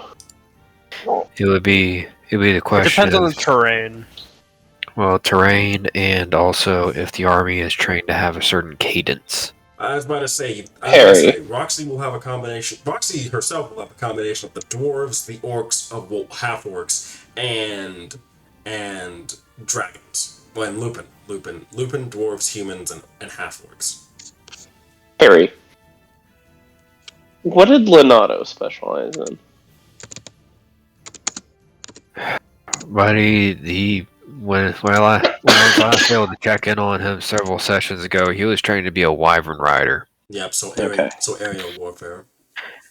But also, that sucker could hit the actually broadside a Barnaby and insult him, he could hit the toenail on someone's big toe from a fair distance. So Yeah, he's based. Oh God, sniper aerial units. yeah, so legitimately, like Leonardo is basically what theoretically, if Aldwin is not planning, like if I wasn't planning on having Aldwin have kids, he would be the successor. Seriously, So, that's kind of training he received. Grayo and Leonardo, Grayo and Auburn are probably both like they really don't. They don't want to fight Leonardo because they're his friend, but also at the same time he can fucking snipe. And well, he had two mentors training him and putting the pressure on him to succeed, and helping him succeed. Okay. Okay. Oh yeah, by the way, Alden, when you told Grail that you were going to try and spare Leonardo, you can see that he was a bit more about that. Alrighty. You get the feeling that he's more that since basically he tells you that since Leonardo chose his path, he kind of has to deal with the consequences of that, even if it gets him killed. True. Yet also, Aldwin is hanging on to having mercy and forgiveness in these affairs. This is a rough idea, the battle plans. I'll put it in VC. Okay, let's see. What? So Thrin's coming on the naval front, right? Yep, Thrin is. Which means that you have... And he's a druid? He's a druid, but keep in mind he also has Ares inside of him, which makes him a master of tactics and strategy. Alright. So Gabe, Gabe and Trevor, you have Nerul, Thrin, Alar, and the Queen coming with you. Nice. Does reserve come before the center? Reserve, yes, it comes before the center. It's basically... Alright, I'd switch a ton in Steel's location then. Because I was going to say... Okay, so you guys are going to take the bottom half. Okay, gotcha. Okay, then, gotcha. Yeah, because I was going to say that... What is it? Are we viewing the battlefield like a top-down thing? We'd most likely be attacking from the front if that's the case. I was about to say... We can Like keep from it, the top. I was going to say top. I was going to make it easier for you guys and have you guys be the top since Red was at the bottom. But anyway, either way, I still get what you mean by this. I just have to flip it around. Okay. But yeah, so Perry in front, so Perry in front, and then reserve, center, rear. Okay. Perry's at the vanguard because of any terrain difficulties that may emerge. You are able to place your units in the terrain because you will most likely have flying and cavalry units. Zarniel will have the bulk of the infantry. I have artillery, and Zarniel has rear infantry just in case. Mm-hmm.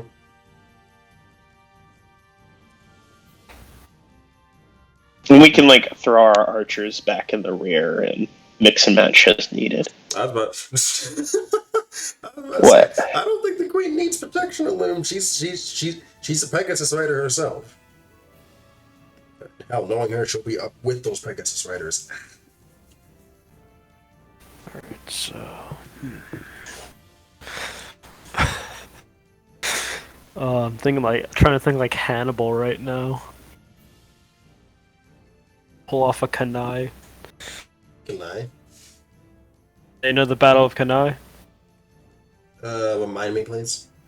Alright, it was Hannibal's greatest victory. An 80,000 strong Roman army was attacking him in an open field, and he managed to distract them long enough where his elite troops were hidden on the sides. Mm-hmm. They basically boxed the Roman army in, and he had like half the amount of troops.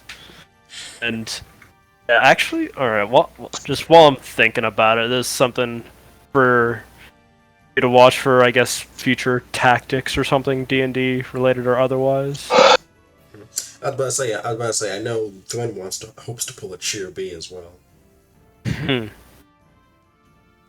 Yes. Where are we? Actually, if we can't, we could get started with at least one battle going, just to see how it goes. Okay. Keep in mind, I'm splitting this between the two different fronts, so I switch between each one in order. So basically, there's what basically it would go. Basically, if I go east, then I go basically east, naval, and west. Basically, where each person gets one before I loop back around. Since Perry, do you think you'd be up for one battle, or? I was thinking about heading towards bed. Oh, okay. All right, then we can do Gabe and Trevor then, since both the people are here, and Car and Roxy can potentially help me with this.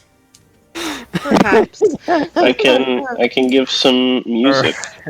We're the lab rats. This is great. Yeah, but Perry, if you want to head to bed, you can go ahead. Yeah. Good Good night. night, Thank you, Perry, for all your help. By the way, No problem. have a good evening. Let you know what happens next session. But after this session. Yeah. I'll be able to make it tomorrow evening for. Yeah. This week's your week, isn't it? Yeah, this week's my week. Okay. Tomorrow's journeys. Yeah, so I'll be there for journeys tomorrow. Yeah. I might actually be in half decent shape to see if I can get, because I'll see if I can get out of work somewhat early so I can go get a haircut. Gotcha. And you get So. to eventually. Perry, Alright.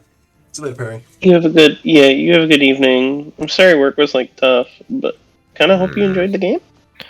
I did. Let me put it this way: work's not too bad. It's just, I like routines.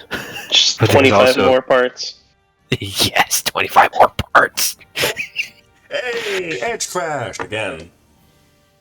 Nice. Let's see y'all. See ya. I guess See ya, Perry. Edge will still crash by itself on frickin' Foundry apparently. Even with a good setup. Hey Keith, have you thought about using Opera? Unfortunately, Foundry does not support Opera that well. I'm using it right now. It's basically Foundry VTT was designed for Edge and Chrome. However, you can use Firefox and Opera to middling results, depending. I guess you're just lucky with yours, basically. Okay. I got you, fam. You ready? Where's this one? Just. Okay, so let me go ahead and do this one. So I'm going to activate this, going to make it to where all you can see regardless of what you have.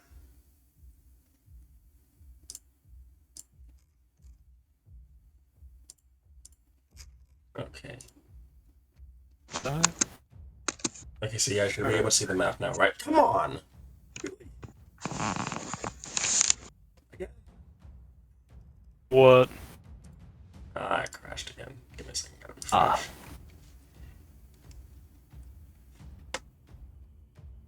If you guys are working on this battle, actually, I need to prepare for my flight, so Okay. I will bounce in and back.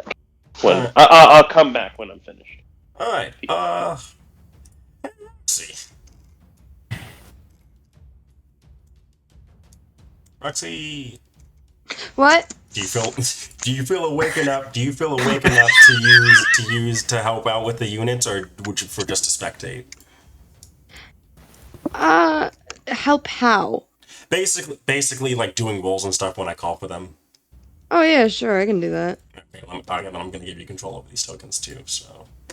Alright, let me just go back into fucking, Owner. Foundry. Alright, so can you guys see? So can you see the? Oh, where'd you guys go?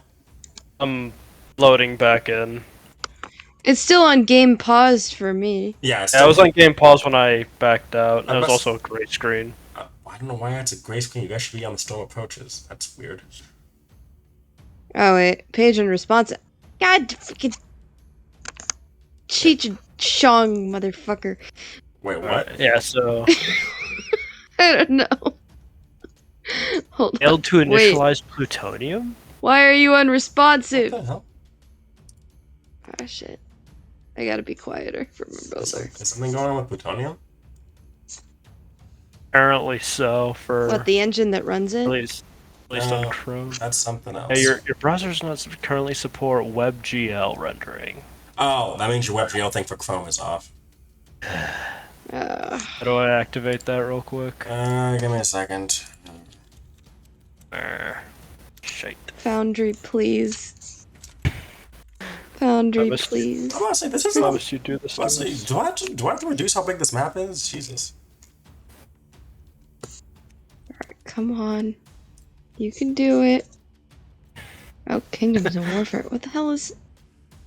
What is this? Oh, sorry, that was something that I was showing. I was showing the PDF. You can just close that. Okay. Well, once it loads properly, then I can do that. Everything's freezing. Is it the map? Is the map that big? Hold up. My computer's also just janky. Let me get it down to half its size. Let's see if that helps.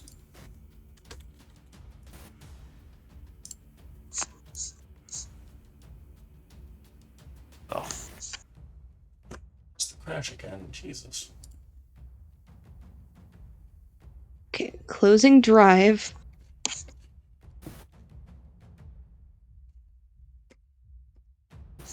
Flags.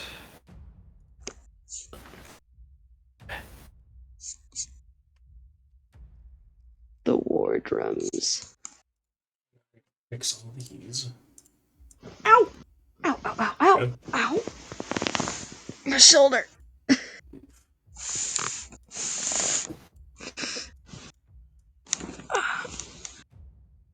WebGL.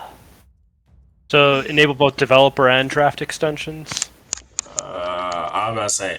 Is that what it says on the link? It just says enable WebGL. So I guess I'll just enable both, just to be safe. Are you gonna Alright. cooperate now, Foundry? No? No. You cooperate. Welcome back, Car. Apparently, Foundry decided to throw a hissy fit for some reason. Oh, so I guess we're not having our battle. No, we are. I'm just setting up. I have to reset. I made this map size smaller to see if that helped at all, because I thought it was it being too big. Monk martial advantages. Oh, I see Car. Car loaded in fine. Alright. Come on, Schwartz. Oh. You have lost Schwartzing Okay, now privileges. I see a wonderful spreadsheet. Yeah, that has grid and stuff on it. Yep. Yep. Sorry, I'm just slowly fixing the map. Because Gotcha. I had to reduce its size so that way it was easier for you guys to load. Oh, do I need this WebGL thing? I was about to say if it's not on, then that's good. Then that's a good idea because that's what Gabe's issue was. Whoop. Now it's Hmm. blackening up. There we are. Right. So I think you can pull units down onto here, Gabe. Well, now it's a gray screen again. It is. Or Damn it. like the map is gray, so. Fuck. Let's see. Goblin sappers. You say it blacked out and then yep, you pulled it down. You say it blacked out and then Invalid user hotbar data structure. you know what? Stop going so slow. Oh my god. Okay, so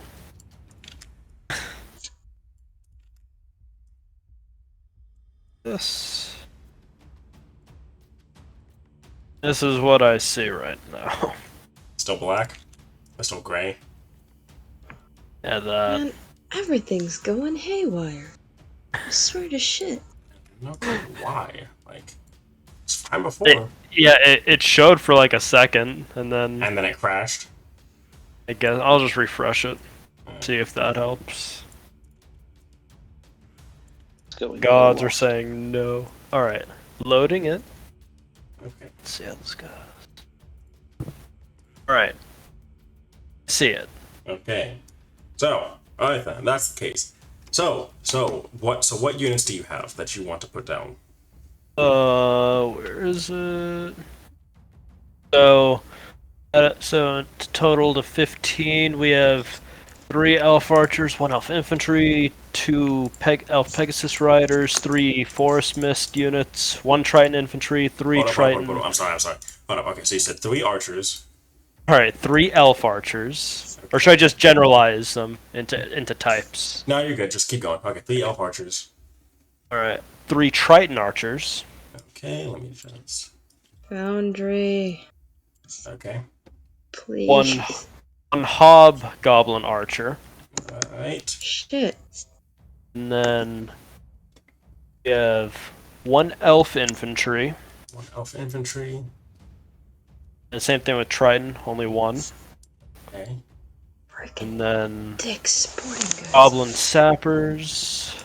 1. Yeah, just 1. Okay. We have 2 Pegasus Riders. Okay. And then 3 Forest Mists. 3 forest mists. Okay. Right. There you are.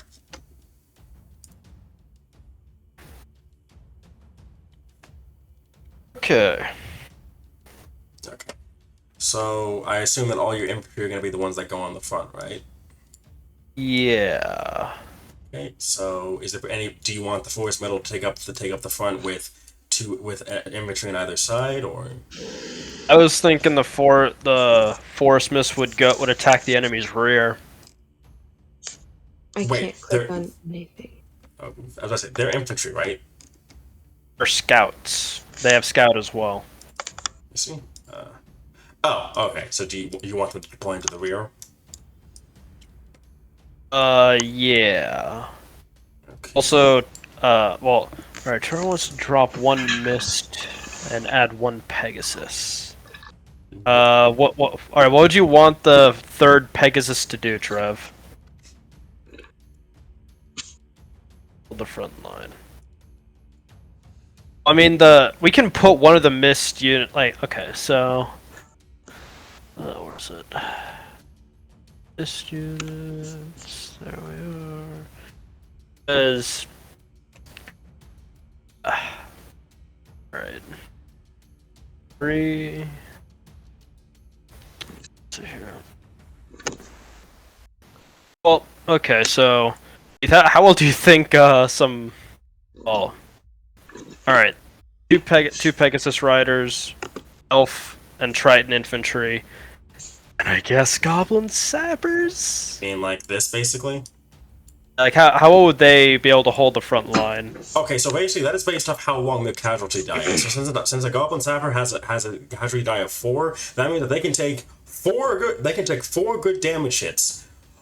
They can take 4 good damage hits before basically they collapse. Should we just phase out all the normal infantry and just go Forest Mist then? Yeah, unfortunately, they're higher tiers. So, what tier are they again? They're only tier 2. Yeah, I'm about to say, yeah, you have to be careful with how many tier 2 units you field because you need enough tier 1 units as well. Did not know that, but okay. Yeah.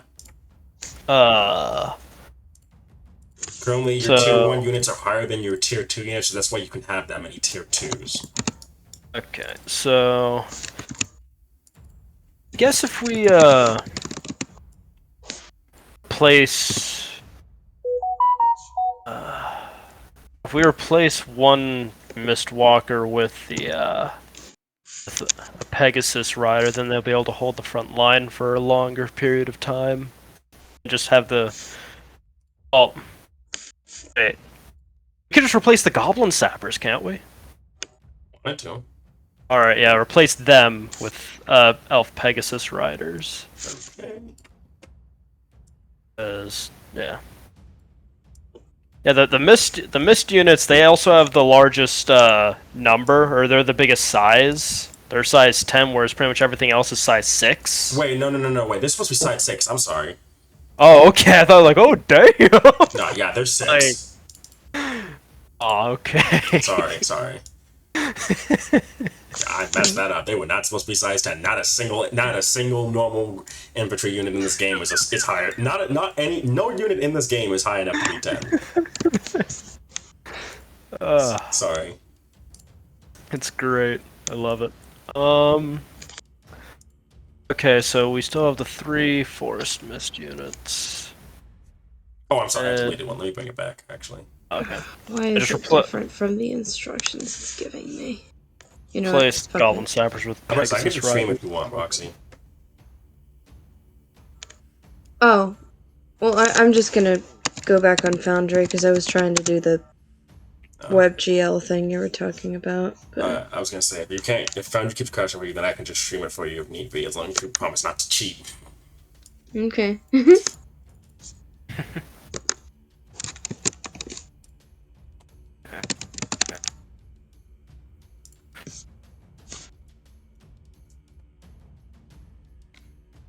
Okay, so we don't actually have to use the Hobgoblins.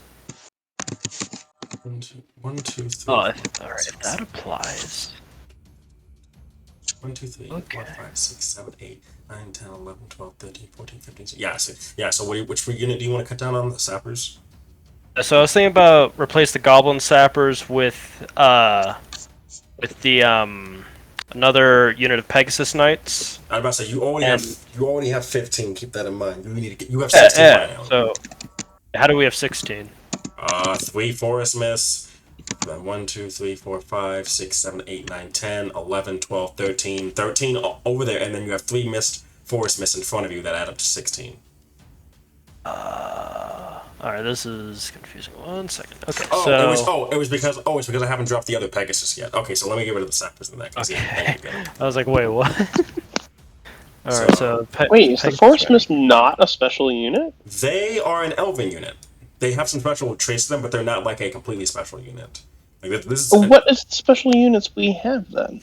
in terms of what exactly? On our front, just the Lancer? The Lancer was. I think actually is the Force Mist special because I know the Lancer was special because I it was thought the specific. Force Mist was a special unit. Is it a special unit? Let me see. Sorry to ruin your parade. No, you're fine. Yeah. Let me see. But they have like 9 health. Is it Force Mist? No, they have 6. Yeah. Their Where's size. their health? Their size 6. They're size 10. No. Oh. Okay. No, they're 6. I accidentally forgot to reduce it to 10. Reduce it to 6 from 10 because I was editing them at the time. So were they originally 10? No, they were always. Wait, in the book. What are they in the book exactly? Hold up. My whole computer crashed. Dang. Yeah, probably not good for you to go on Foundry anymore.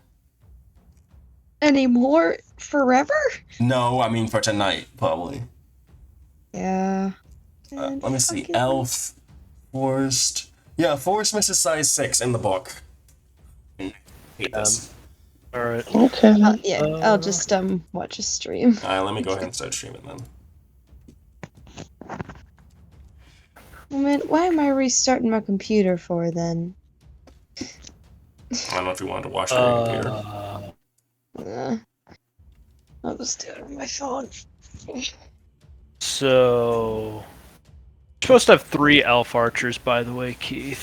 3 elf? Did I not put 3 elf down? Wait, 1, 2. No, there are only 2. Oh, I actually put 2 trying down. 3 trying down instead. Let me replace one of those trying. We're supposed to have 3 of each. Is that up to 6? 1, 2. Okay, Wait, no, yeah, you have 3. Yeah, you have 3. There's 2. There's 2 right here. Oh, I didn't see that. Yeah. My bad. So I'm trying to recall correctly. Artillery. Was it artillery specifically that can only go in the center? Let me see something here. Units.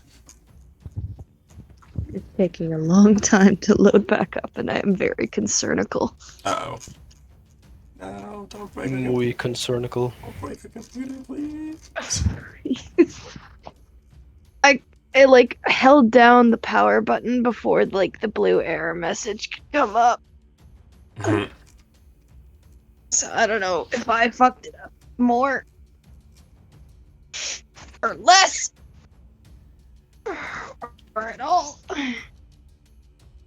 That's probably a little bit my bad. Okay, so let me just see here. Where is it at? Artillery. Attack any unit. Attack spare part.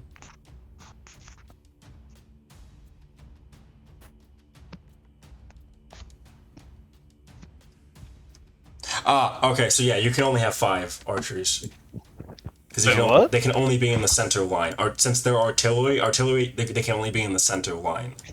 And they don't stack in the center. Oh, shit. Okay. So what does that bring us down to? We have, alright. 5, 10, 5, 10. So you said the force mists are still going to be deployed in the back? If that would be preferable, but, So you could get more infantry. yeah. I think, alright, maybe leave 1 forest mist, in the front, Alright. and then 2 in the rear. 2 in the rear, and then add another infantry to the front, I assume. Do you want it to be Triton or Elf?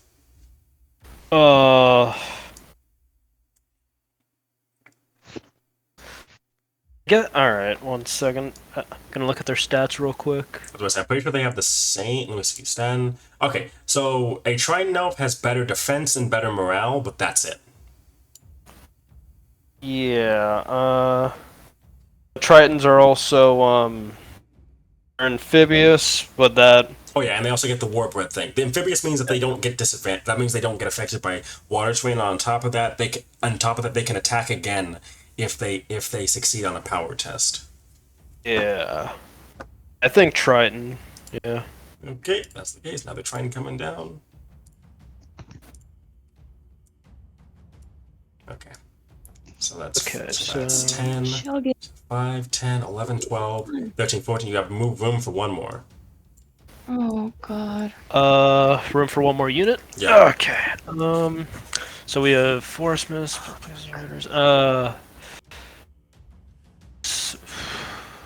Why is this happening? I guess the, alright, so we have 2 Triton Infantry, 1 Elf, 1 Forest, 3 Elf Pegasus Riders, and then the 2 Forest Mist that are going to deploy in the back. Okay, so... So you have any comments at all, Car? Yeah. Shit, come on, please. Should probably change recommendation. Does Perry have any range yet? I don't think Perry has any ranged units. Oh, I was gonna ask to help them out.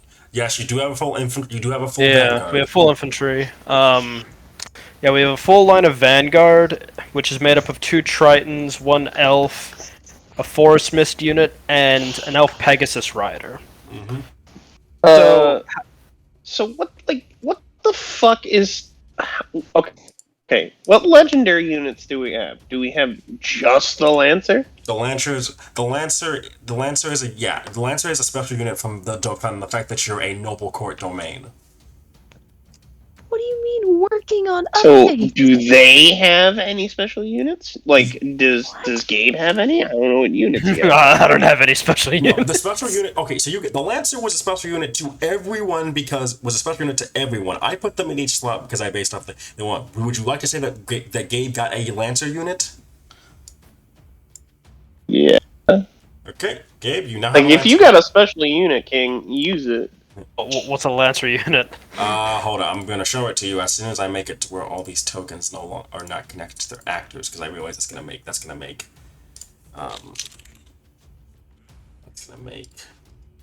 very hard to keep their damage separate.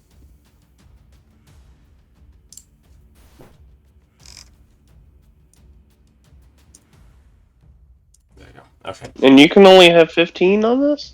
Yep, 15. 15 or else I have to start adding columns and rows. So I go 15 or less. But it looks like you can do 20 on here. Yes, that's because it's to offer maneuverability to your units. You don't want to have it completely packed full and be unable to move. Basically, is I think is the reason for it. Or you could just have, the Vanguard attack the Vanguard and create room. True. I was gonna say default. Okay, so Gabe, my friend. Go. This is what the Lancer looks like. Okay. You tell me. I'm still spooked that the Lancer. Copy. Force Mist isn't a goddamn... Ooh, a tier 3 unit. Yep, they're a tier 3. They have very first tier 3 unit. Heavy. Cavalry? Mm-hmm. Icefall's cavalry, like, this is land cavalry, right? Like horses and shit? I will say for the purposes of engagements that cavalry does have special things going on, that cavalry's bonuses on land still count in the ocean for the time being. Let's see how it goes. So, mobile maneuver, lancers flank them as reaction.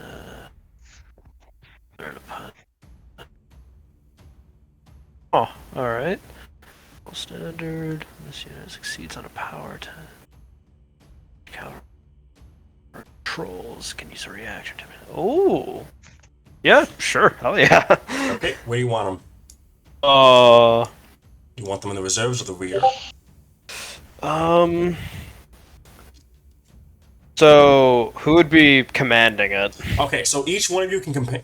So basically, since you are both level 13, both Trevor and both Alume and Kaladin can each command 5 units. Thrin, since he's at higher CR, will probably take up whatever's left. So that leaves you guys with 10. So that means each one of you will take up to 5 units each. So if you place them evenly amongst you 3 or Alar, that equals 15. All right. And all right, so is Triton infantry, are they... I just wanted to see, are they light? Alright, they are light. Alright, where's that one PDF that that shows the benefits for certain classes? So if you look, it's in the books, it's in the general section, so the open book, and you'll see Kingdoms and Warfare. There's Warfare. Gotcha. I'm about to say, I can tell you that right now. What do you want to know? Well, I'm thinking... Why did the force supposed to be medium? If they were light, this would be a lot better. I'm sorry, I don't know why they're medium, to be honest, my guy. You could change up to light. Then they lose some of their good capabilities for hitting harder and stuff. Shit.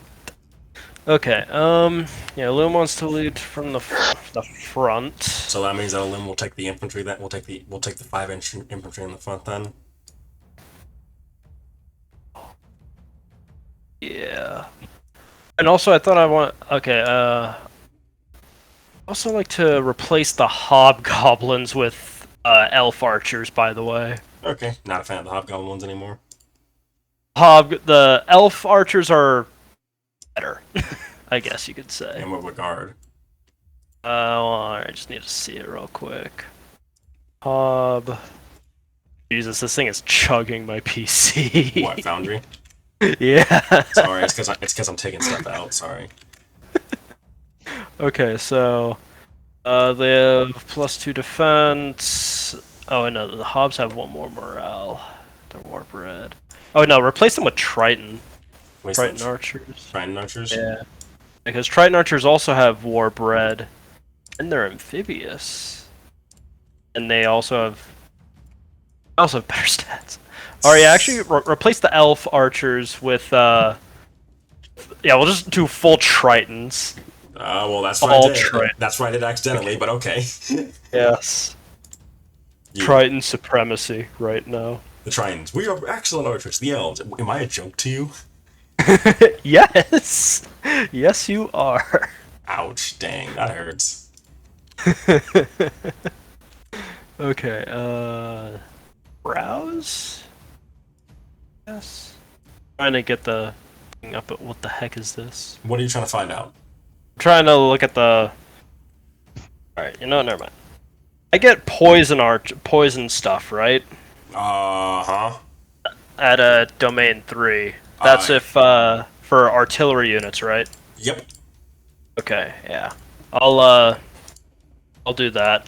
So I'll command the archers. Okay, so you'll get the archers, then that means that Alume will lead from the front, so he will grab the vanguard. So that means so does that mean that I will control the two Pegasus and the 2 Force? Wait, still one missing.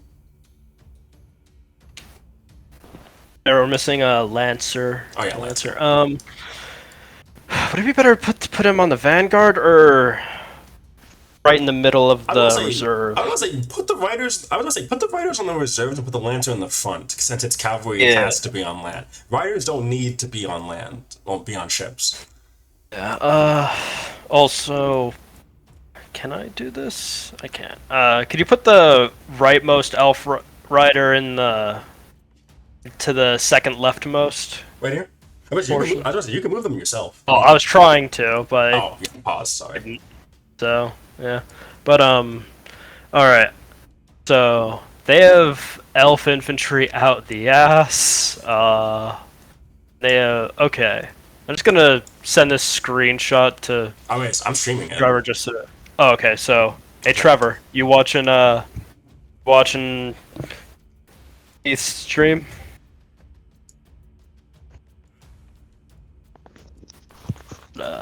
Just in case.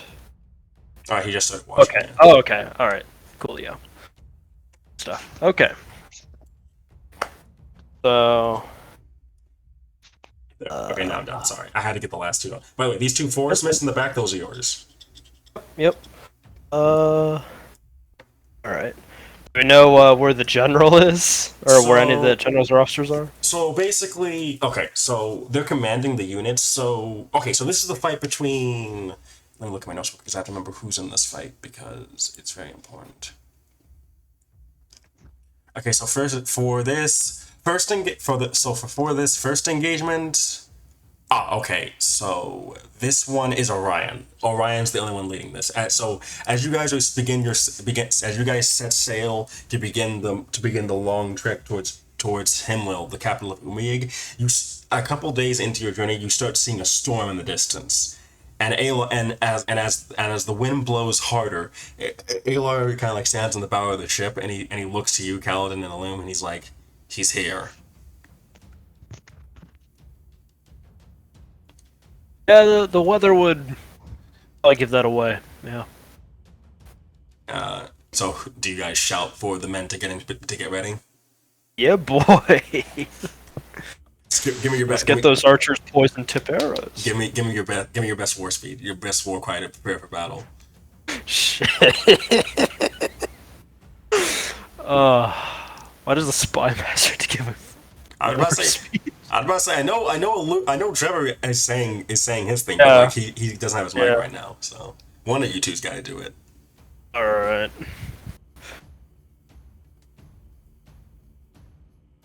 Then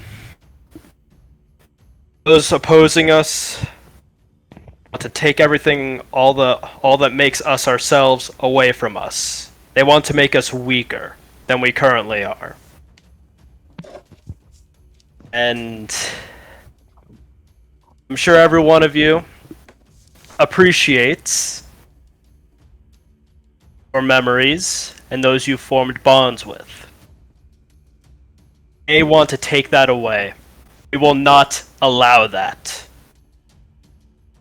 We threaten our realm.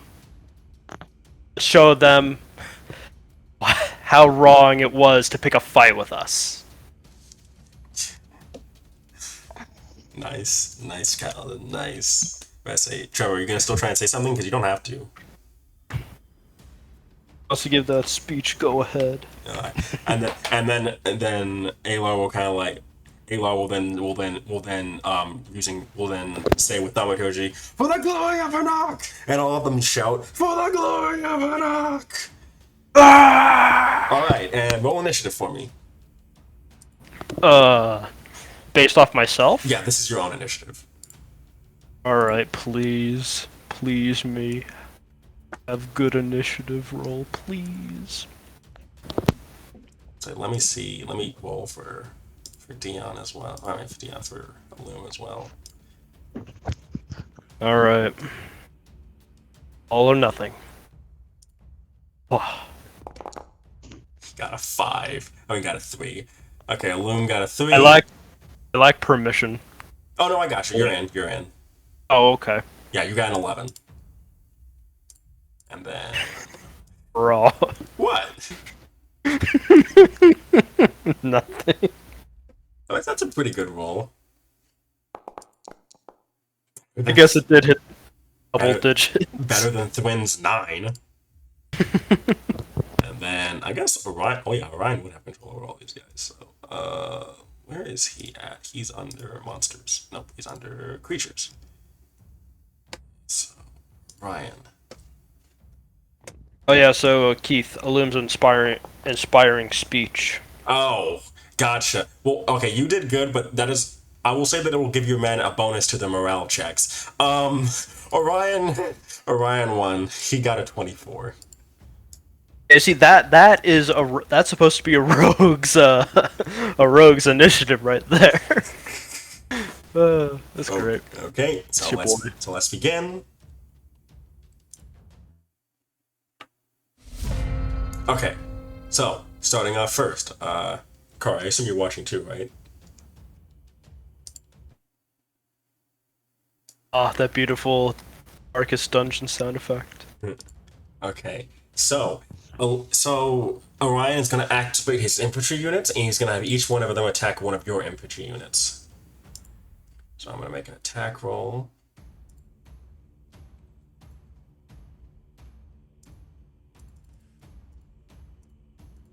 This is funny considering you know that he's a human. He's leading elves. Anyway. Yep. Okay, so it's gonna get one attack each. So I'm gonna make an attack roll, and it has to beat your defense. All right. Who's? Okay, so I'm targeting the Trine infantry, and first on the far left. All right. So whatever you you see the defense, right? 1 second.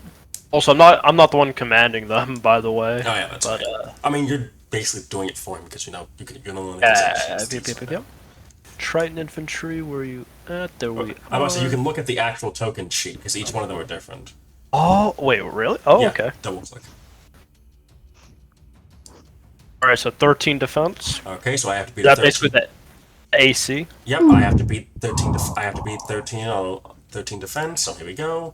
1d20 plus 4. 16 hits. Shit. So now I have to make a power check. That has to beat your toughness, or else I deal no damage.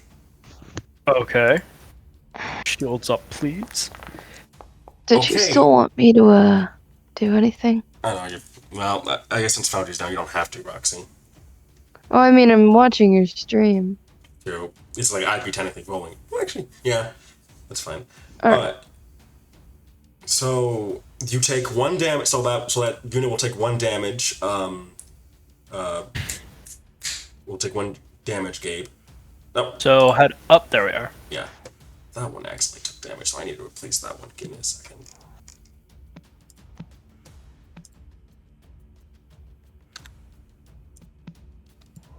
There. Next up, okay, the next train down the line is gonna get attacked next. Okay.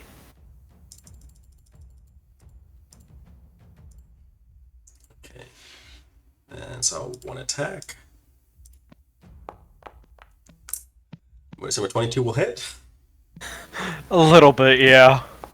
However, with a 4, you will take no damage. Nice. Wait. What? Okay, so that's alright, that's 5 out of 6. Mhm. I registered the Triton infantry next to that too, also a 5 out of 6. It did it? Or Yeah. I have no clue why. That one's supposed to be separate. Let me fix that. There we go. Okay. Okay, next one down the line, Gabe. Okay, yeah, that one didn't hit, yeah. What's the second? Next one It's the second one that that had no damage dealt to it. down the line. So now for the elf infantry, let's see if they hold up. 10 will miss. Hold the line! Okay, next one is the 4th one. Stand firm! So describe this to me, Gabe. What do you think's happening right now? So it's the elf infantry's attacking the Triton R Vanguard, right? Vanguard versus Vanguard? Yep.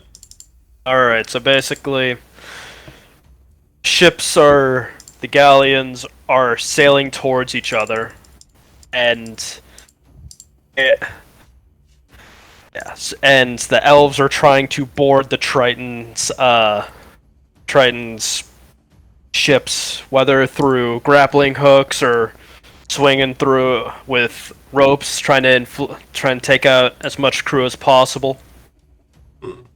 And the leftmost Tritons suffer casualties, while the Triton's ship right next to them manages to fend them off with a good shield wall, and the enemy elves attacking our elf boys, they just miss entirely, some just falling into the water. Okay, so the Lancers will take 1 damage. Oh, come on. So the Lancers on the right, one flank, and the Triton infantry on the left, on the other flank, are the only 2 that took damage. Alright, so our flanks took damage. What about the Force Mist? Force Mist, the Triton infantry, the middle fields of the Triton infantry, Elf infantry, and Force Mist took no damage. Roger that. Okay, with that is going to end his turn. Kaladin, your troops are now activated. I mean, it is now your turn. Would you like to activate your troops? Yeah, boy. Hey. Fire volley! Alright, so you're going to open up each one of their sheets, and actually, I guess all their sheets are the same, so you can just tell me, like, you can roll the same thing, but... Yeah, Okay. Oh, let me click on the thing. There we are. Okay. So, By the way, if you attack the Vanguard, then they will take more than 1 damage. However, if you attack anything past them, then they only take 1 damage. Roger. Those Wyvern Riders are deadly, aren't they? They are aerial units, so that should tell you as much as you need to know. Yeah. Alright. It's gonna... Alright, I'm just gonna have all of them attack 1 rider unit. Okay. Roll to hit. We'll go for... we'll just go for the center. So is it just... the plus attack? Yeah, you're gonna hit. Is it the attack number? Yeah, if you click a plus attack, then it should automatically pop up as a. Then it should automatically It should automatically roll. Prompt you to roll. Click on the which part? The number itself. Number. Yeah. So I can edit the number of attacks. Oh, click the gear. Click the red gear in the corner of the screen, actually, in the corner of that window, actually. Yep. And then that should let you. That should make it pluses now. Here we are. So 1. Oh, all right. So it's all normal, I'm guessing. Yep. All right. And just real quick, what's my poison damage for artillery thing? Let me see this. Oh wait. Oh, where did it say that? Actually, let me see real quick. It's domain 3 for rogue. Okay, yeah, I'm up there right now. Okay, so poison arrow. This will deal. Oh, each poison token inflict. So you place 1 poison token on the target unit. Each poison token inflicts 1 casualty. Okay. Does that apply over time, or?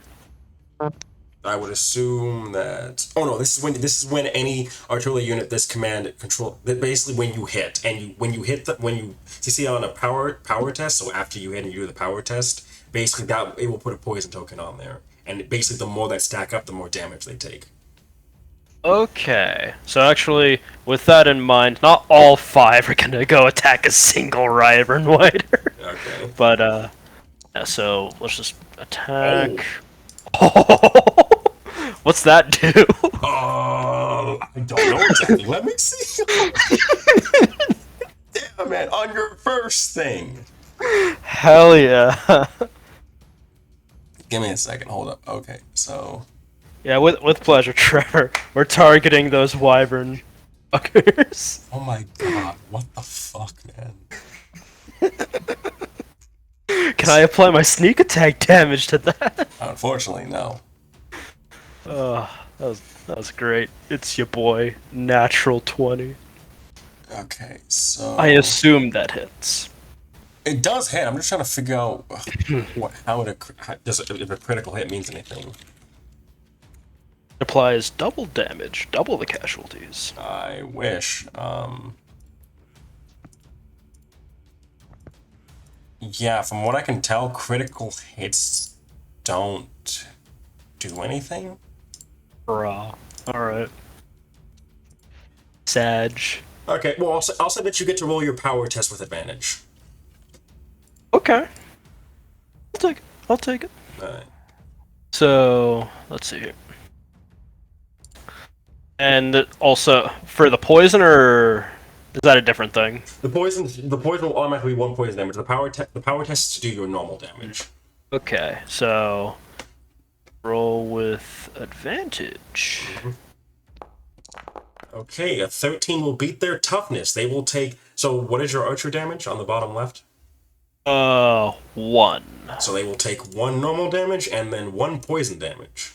Hell yeah. Next so up. they took 2 damage? Yep. Oh yeah. Sorry. So you want to? Who did you want to aim for? The Wyvern Riders on the left, middle. Or right? We'll go on the left. Yeah, this one. Okay. All right then. So they will take 2 damage. They are now almost diminished. Oh shit. Attack him again. All right. Roll to hit.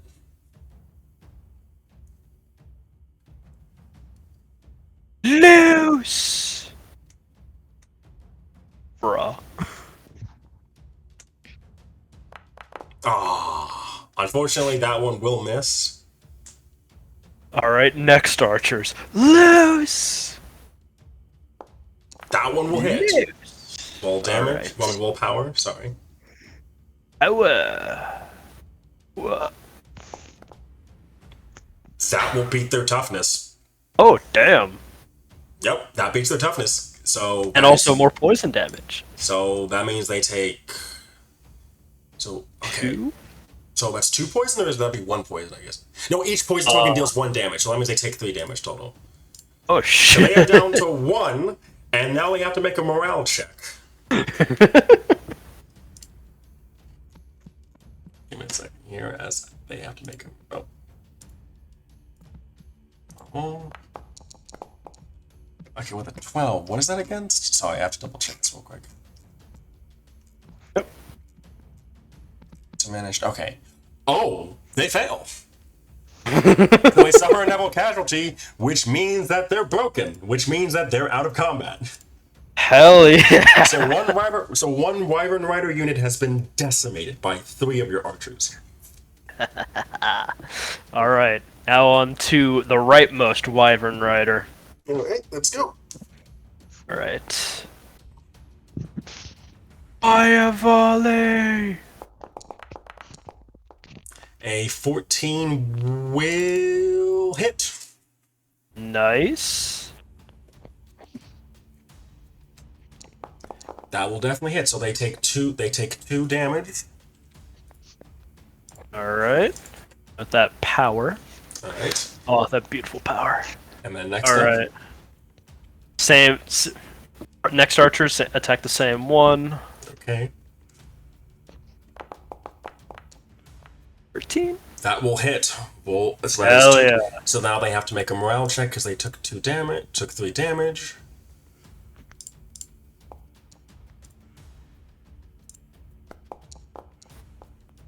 And they fail. So yep, they are broken. That is 2 Alright. Wyvern Rider units down. Hell yeah. Okay.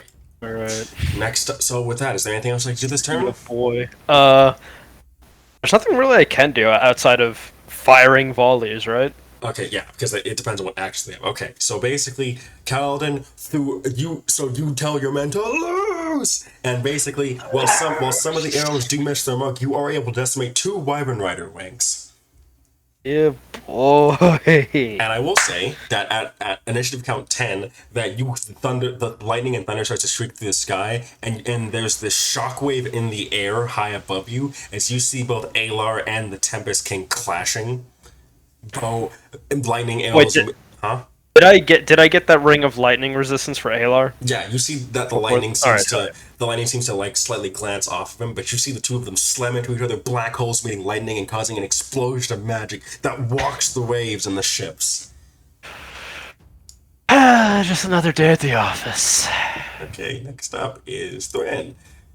Okay, so hey Roxy, what do you want? Roxy, who do you want these riders to target? Oh, I am soon doing something. Hold on, let me just. I was about to say, if you want to do something anyway. Shit. These guys can attack any unit down here, minus these two because they're dead. Wait.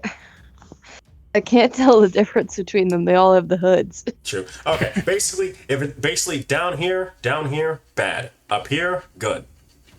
Okay.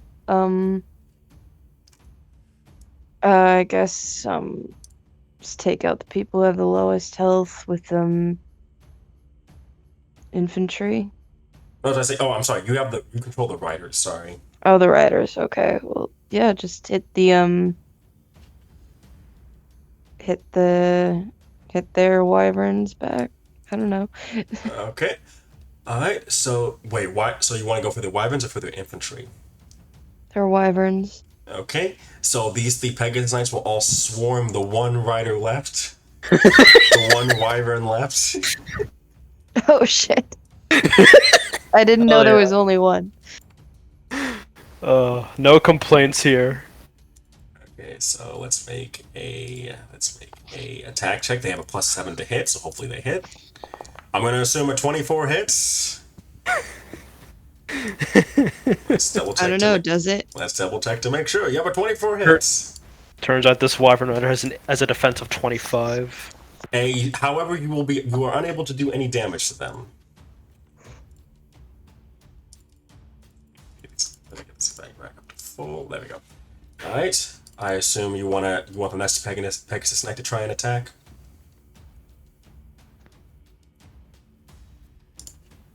Right, Roxy? Sorry. The other two riders also aim for the Wyvern Rider.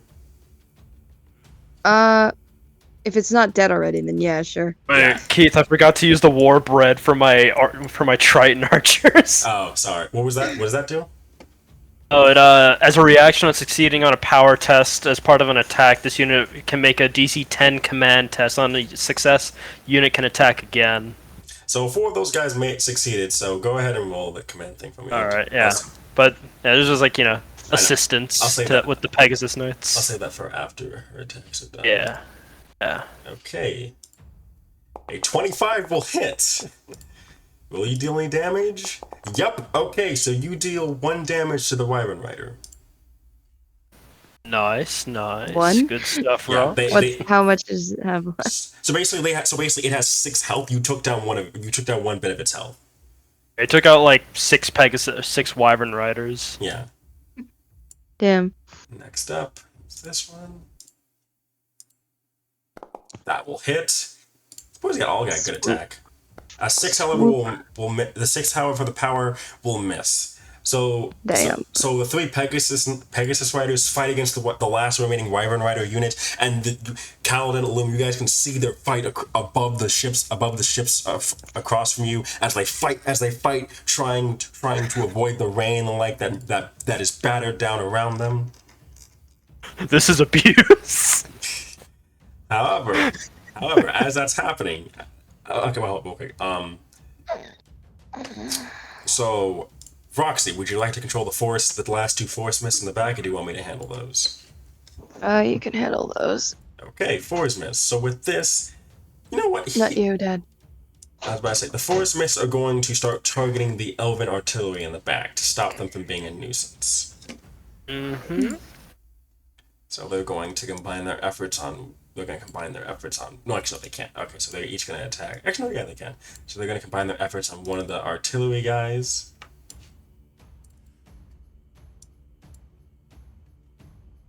So let's go ahead and. Oh, that's not 20. Okay.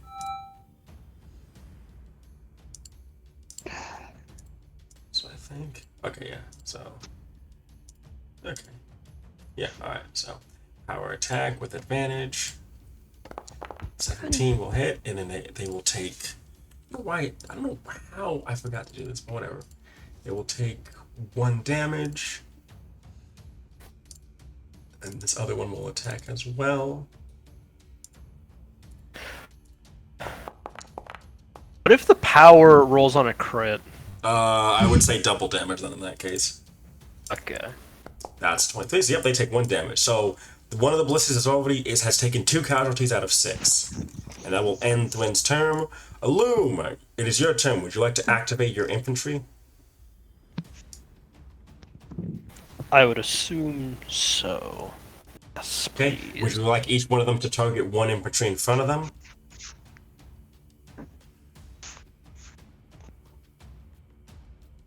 Basically, just attack the vanguard that's in front of him.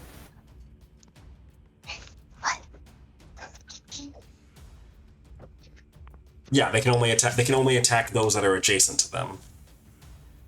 So either in front, left, or right. I don't think. Let me double check that. Basically, concentrate several units attack 1 unit. 1 in front. Well, oh, I'm sorry. They can't attack diagonally. So this guy would. So okay. So this one would only take 1 damage. Yeah, they can only attack what's directly next to them. So the other guy would take damage then in that case. So, are we gonna do anything for the war bread, or is that just gonna be next turn? Oh, I'm sorry. Sorry, I thought I forgot about that. That's fine. Let's do this real quick, Gabe. Okay, go ahead. All right. So it's just they got to succeed a command check Yep. first to even do it. So It was a DC 10. All right, keep going. yeah, DC 10. That one fails. One failed. So you 2 more. Come on, guys, you got to help me out here. There we go. All right, so that's 1. Just gonna roll for the other real quick. Okay, 2 succeed. All right. What would you like them to Okay. target? They're gonna target. Gonna target the centermost Alpha. infantry. Okay, go Yeah. ahead. All right. Wait. All right. Trevor, do you want me to attack the centermost infantry or the artillery? Which one? 3. All right. So, which one of these artillery units took damage, left or right? Left, middle left, and middle center. All right, they both took damage. Yep. Okay. We'll go. We'll go. This artillery right over here, second leftmost one. Okay. 2 attacks on that one. All right, let's go. Roll to hit. Yep. A 12 will miss, unfortunately. And 1 more. A 7 will also miss. All right, it was worth a shot. All Good right, shot, good shot. now it's up to you, Trevor. All right, let's do Break this. their lines. Okay, so Trevor, I'm going to go ahead and roll to hit with these guys. So the trines meet the elves in battle. With an unnatural 20 that will hit. And with an unnatural 20 for power, they'll also do damage. So they will take 1 damage. Would you like to? They also have war bread. Yep, as a reaction, they're going to make a morale check. No, command. Yep, DC 10. They will fail, unfortunately. No. Next up. Oh, we should have replaced the other elf infantry with tritons. Damn it. Oh, you're fine. Don't worry about it. That'll be for next battle. The elves only get to be on their Pegasus. They don't get to be in the front lines. Yeah. We aren't in the woods anymore. We're on the sea. The shrine rule the sea. Anyway. Okay, next up. An 8 will miss on that one, so those 2 will miss each other. Elf versus elf on this one. Brother versus brother as they charge against each other. Yep. That one will cause them to not be able to hit. Okay, next up. Forest units, you got this. Well, You got Forest this. Miss.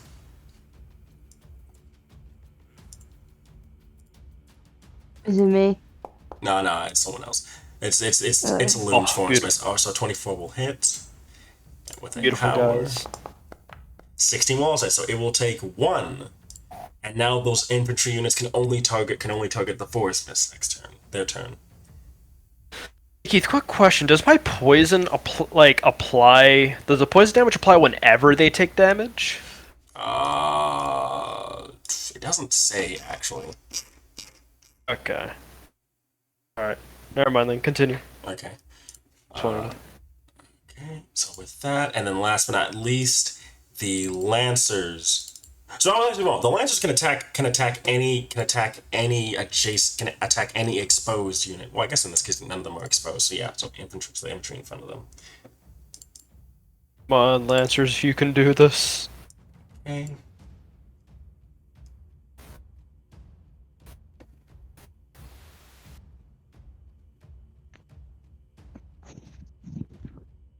Okay, so this one gets 2 attacks actually, thanks to follow the standard. Oh.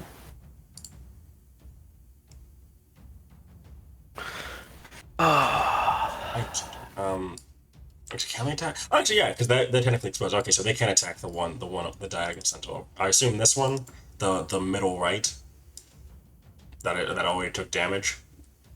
Probably. Okay. Yep. So they're gonna make an attack. And they're gonna fail. Too bad for that 2 damage. Okay. With that, I think that will end Alume's turn. So Alume, your forces clash against the elven industry of Imuyueg. However, the 2 sides refuse. Neither side buckles down on the strain against each other as you deal some damage, but not enough to force a decisive blow. Close. Alright, back up at the top of the mountain. the line. Orion, you hear shouting from the thunder in a loud, thunderous voice, and the elven ballistas all aim and they fire at the Triton infantry. Oh no. So targeting the first. So they're all going to target. They're all just going to target 1 infantry unit. Oh wait, shit. As in, they're all gonna each target 1, or are they all gonna focus 1? They're all gonna focus 1. Oh, fine. Oh no. And they get 2 attacks. So a 16, Bro, that's... so a 16 will hit. Wait, what about our ballistae? And a 19, so you take 1 damage there. And then they will immediately go again. Keith, what about our ballistae? Those are on your ship. That's part of your attack. Oh, come on. I was like, you get alright, and the first Triton infantry will be diminished, so they will be forced to make a morale check. Remember, they have a bonus to it. Oh, they do they? Yeah, because the inspired leader. Oh yeah. So okay, so I will say that they get a 19, so they are fine. They got a 19, so they're fine. They don't fail that diminished check. Stand firm. Oh wait, they still get attacked by the other. You know, let's have where they each focus 1 infantry member, because otherwise I'm just gonna slaughter like one of these guys. If I knew that these elf artillery ballistae got like 2 attacks a pop, I would have just fielded them instead. Okay, that will do no Instead of the damage. Tritons. Understandable. That will hit. That will do 1 damage. Imagine if these guys dealt 2 damage.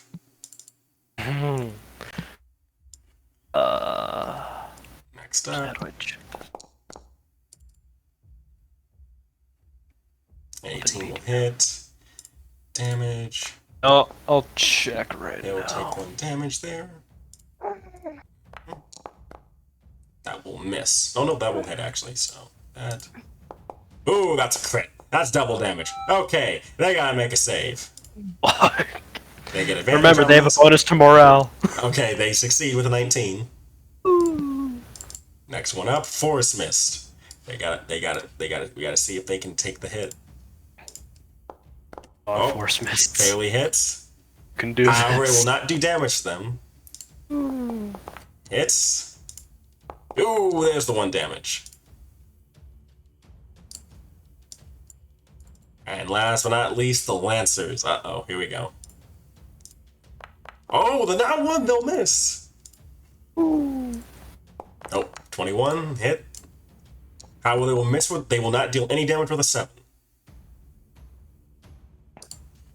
Okay, so that ends Orion's turn. The left side is badly injured.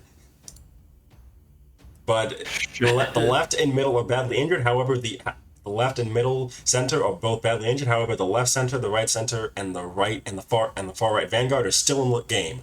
Kaladin, it is now your turn. Alright. I'm not gonna take this shit no more. Alright. So... Alright, okay. So, before we continue, we just clarify if the poison... Like, how the poison damage applies if the unit takes other damage. So the way I had it take it, so where's Rogue's thing at? Okay. Like 160 or 117. So the way I had it work was when any artillery unit this commander controls succeeds on a power, it has part of an attack. It places 1 poison token. Each poison token deals one casualty. Since it says that, I think that the token stays on, and basically if you hit them again and you add another poison token, they automatically take damage. Gotcha. Equal to the amount of tokens. Okay. Like, I'm gonna double check that later, but go ahead. Alright, so our leftmost infantry and centermost are like the ones in biggest trouble. Yep. Alright. These ballista aren't they're no joke. Alright, the riders have the wyvern riders. Alright. I'm gonna focus fire on I guess this artillery piece again. Yeah. Oh, I'm sorry. Holy shit. Okay, I figured out what that means now. Okay, anyway. Okay, so it takes 1 token damage when it activates. Okay. Anyway, continue. Okay. Alright, so the poison damage doesn't apply immediately. It just applies when they activate, or on their turn, whatever. Anyway, keep going. Yeah, okay. And this artillery is at 5 out of 6? Yep, that one's at 5 out of 6. Okay. Let's see. Gonna target this one at least twice. So move this over here. You gotta beat a 13. Attack. The first one will miss. Alright. Attack again. Focus fire. Please. A 14 will hit. Roll damage. I mean, roll power. 13. That will deal damage. Okay, so that's also gonna. Well, that's 1 poison. How's the battle going, guys? Oh, we're trading blows. I'm just gonna roll command to see if I can attack again, please. You can. Hell yeah! All right. Do this. Attack. Hit that fucker. Kill his ass.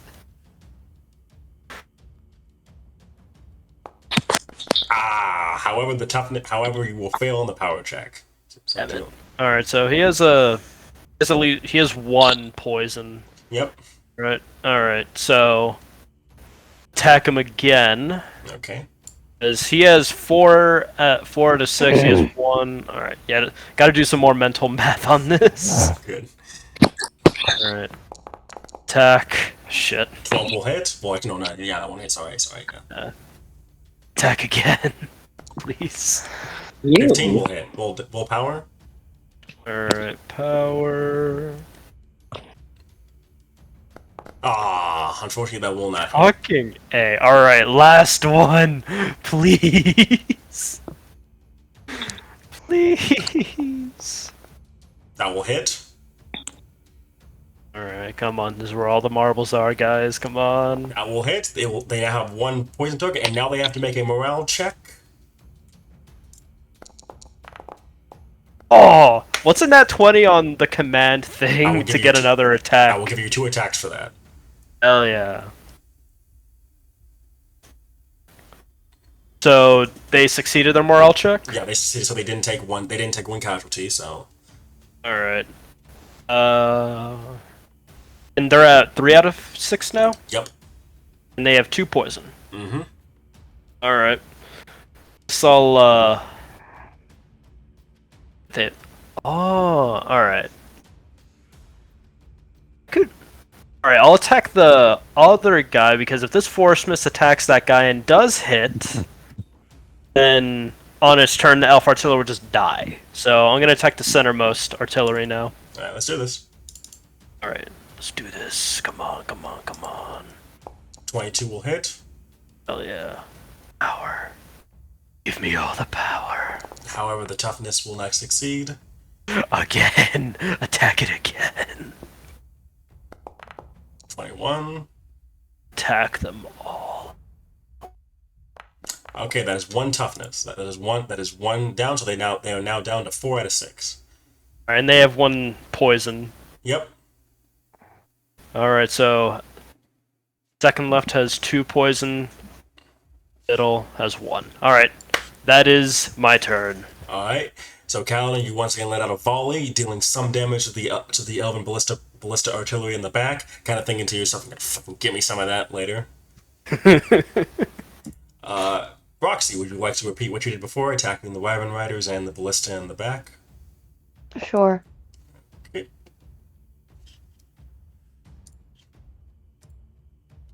12 will... Nope, that will miss. Next one. Attack. 22 hits. Yay. 18, so that will also hit. So they will take 1 casualty, 1 more, and they have to make a morale check.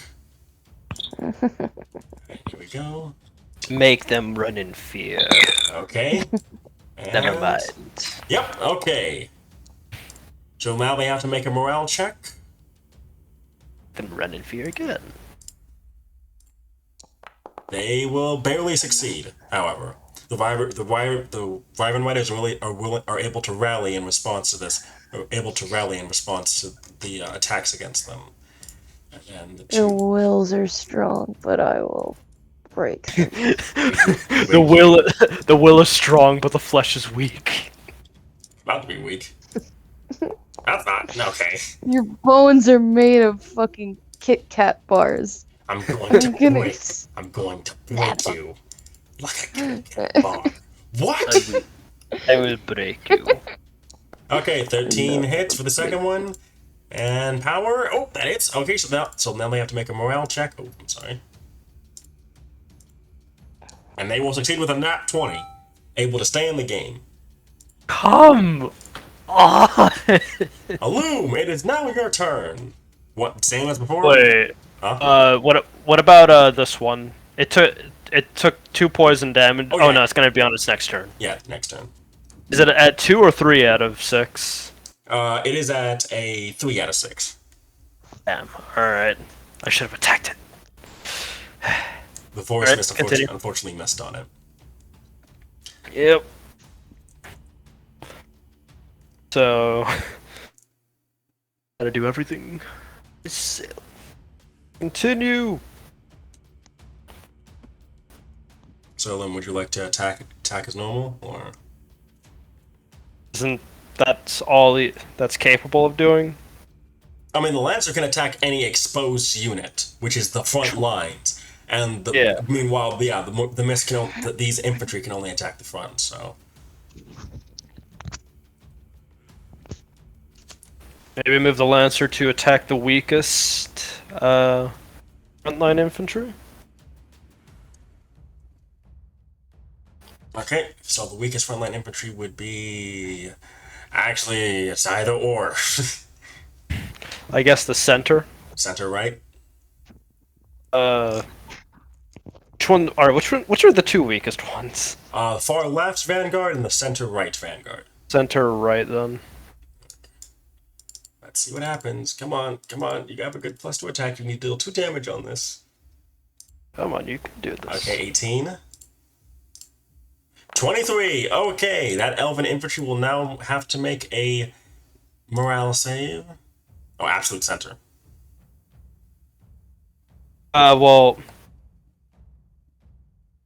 Trevor, the only one he can attack is the only exposed units are is center right and farmost left. As the other units aren't exposed yet. No, all of them are exposed. Like all the Oh, vanguard units are exposed. It's just that the far left and the center right were the weakest. So he could get. Yeah. If he deals damage to the center right one, then they have a chance of failing a morale check and thus taking more damage. Yeah, that if they attack if the center right fails, then that opens up their front line, which we can charge through. I'm gonna slightly change up the music here. Thank you for this card. This is really good music. Yeah. So, center right, which got attacked. So, let's see that morale check, Keith. Fail shit. Oh, that's double damage. That what? So they are down to 1 casualty. How have they not fled? Right? Who are we fighting, by the way? You're fighting the Tempest King. Welcome back. Oh, the Tempest King. Got it. Yeah, that's why I put this music on. Alar and him are currently duking it out up high above. Oh, so there is music now. Hold on. There was before. It was just that it was drums before. Right. Next up. Okay. Right. Each infantry will now attack each other.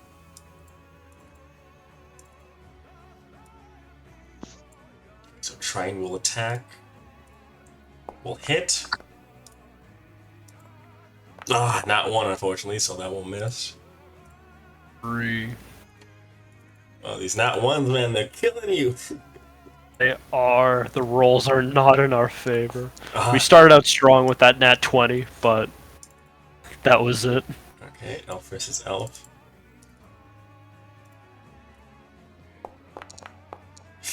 Miss.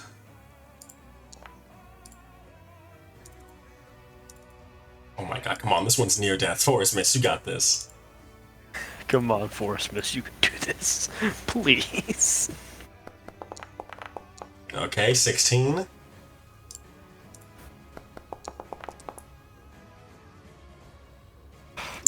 Unfortunately, that's a miss on the damage. No. What? Just the Lance. Forest Miss.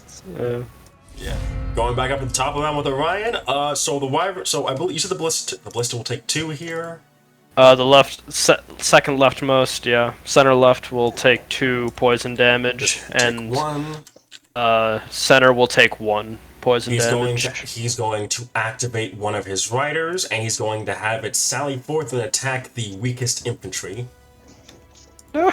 Of course, it's our elf infantry. 24 will hit. And a 12, will that hit?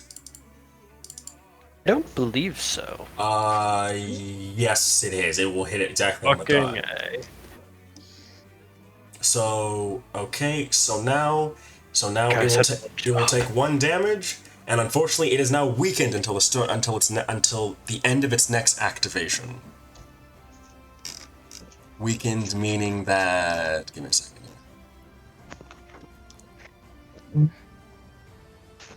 Weakened means it has disadvantage on attack tests and power tests until the end of its next activation. Oh god. Oh boy, on God. And then he's gonna activate he's gonna activate 2 of his artillery. No, he's not. It's fine. He's gonna have them both target that same elf infantry. No. You hear him yell, "Break the center line!" No, it's fine. You don't need to do that. With 11, he will miss the first one. Oh. Did not mean to do that. Whatever. Again. 4. That will miss. Okay, so next up. Oh. And that will break the center line. No. Fuck. And he's going to attack, and he's going to target the Trident infantry on the left of that broken elf infantry now. A 10 will miss, however. And then he's going to activate his elf infantry that was on the front, and he's going to have it charge forward and attack the forest miss. That's fine.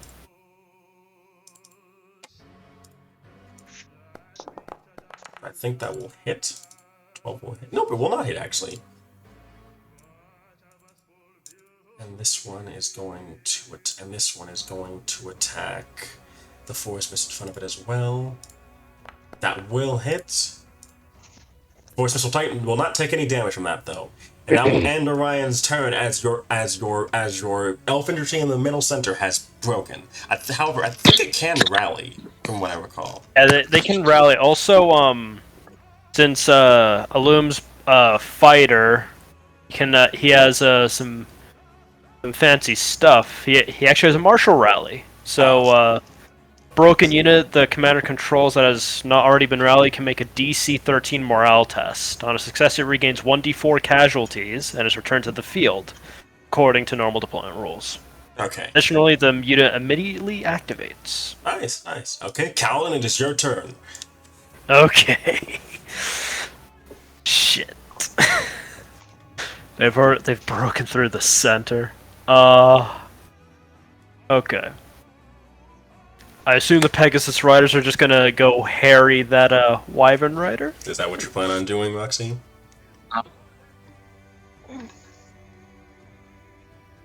Maybe. I'm gonna assume yes. Okay. It's getting late, so we're gonna have to wrap this up soon. Yeah. Hard to wrap this up. I guess. Wait. So the elf infantry that's attacking or that broke through is exposed, right? Yes, it is. All right. Gonna attack that first. Okay. And because they're exposed, they take an additional casualty, if I recall right. Successful power tests the unit makes against opponents that are not exposed inflict only one casualty. So that implies. So yeah, I remember you said that if we attack the front line, they would take 2 casualties. Hold on. I think that was back when I thought poison made it to where it was a thing. Give me a second, real quick. I need to check this. Oh, here's power, just in case. Mm-hmm. Fuck. Unfortunately, Yeah, I'll just make my attacks while you look through that. Okay, go ahead. 12. Oh yeah, 12 hits because elf. Yep. But will that beat the toughness? It will not, unfortunately.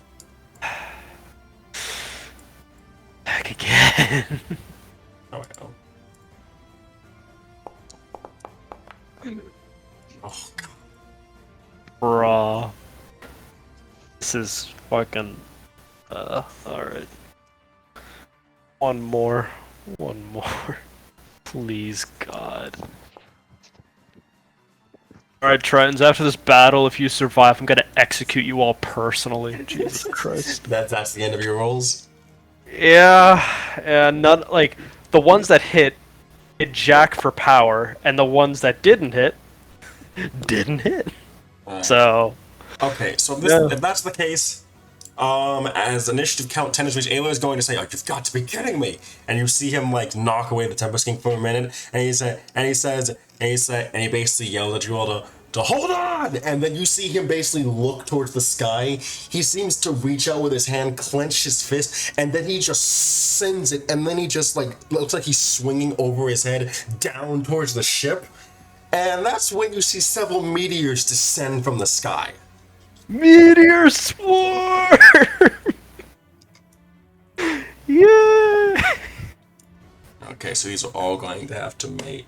Okay, so he's going to make a. He's going to make a.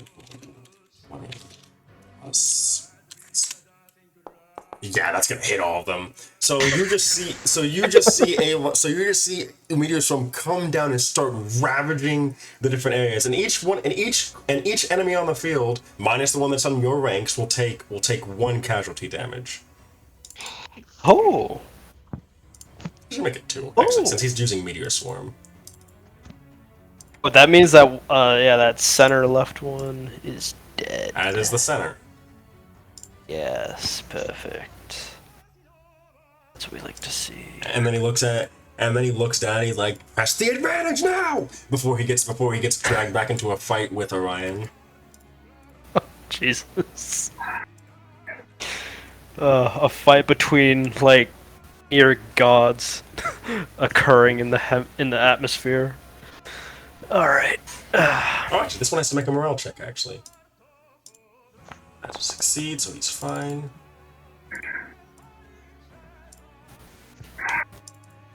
That one's dead, actually, so that one's just broken straight out. It did. Okay, so the majority of the units, all of them have been damaged at this point. So so now you guys have to press what attacks you have, as it is now Thwin's turn. I assume. Oh wait, I forgot all units. So that means even the Wyvern one. Oh god. I guess it's doing what they normally do, Roxy. Yeah, sure. Okay. One of the riders might actually kill the Wyvern if it's able to hit. 16. Okay. Kill something, please. Ah, nope. Wait, nope. Ah, unfortunately not. Good boy. Next one. Hit. Come on. Okay. The Wyvern has been killed. Has been taken down. Oh yeah. You have one rider left that can do something. What would you like it to target? Would you like it to target? I want to assist. Would you want it to attack the infantry, or do you want to attack one of the ballista? There's also an enemy infantry who's breached our lines, by the way. What's the biggest threat right now? I would say the ballista, to be honest. I'm going for the ballista. Alright, it's going to attack this one over here. 16 will hit. 20 will beat its toughness, and it will take 1 damage, and it has to make a morale check. Never give up on the fucking Pegasus Knights, It will okay? succeed, however. And the last 2 Forest Knights will break off in different Forest Mists will break off in different directions as they attack each one of the artilleries on either side. 18 will hit. 14 will also hit, so it will take 1 damage. And now I can only target the Forest Mist from now on when it is activated. The other one will attack. 15. Okay. Did you hit any of them? You didn't hit any of these guys, by the way, right? Eh? Yeah. I mean, Gabe. No, I only targeted the center left and the center. And neither hit.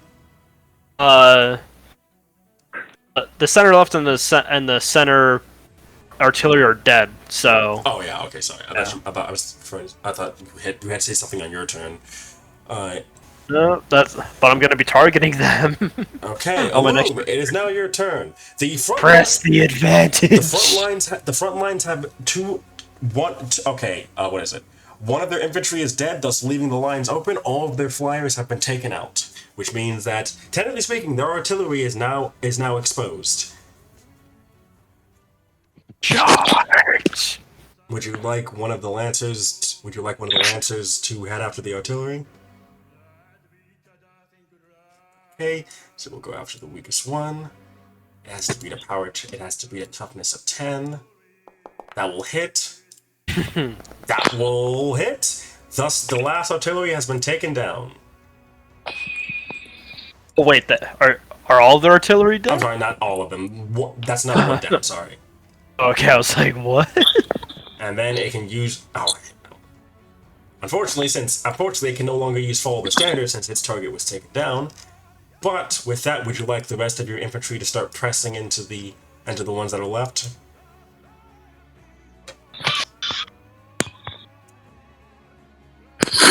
Take it down. Let's do this. Oh gosh. I assume it's a yes. Okay. Thing broke Roxy. Oh nope, that's not one on that one.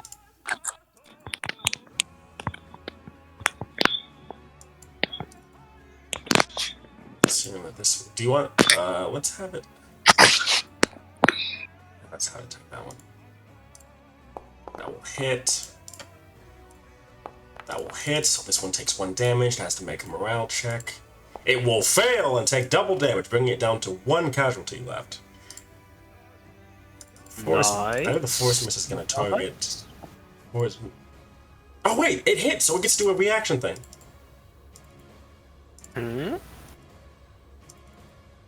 Where's that? Oh, yeah. Okay, so that means it gets to make a command.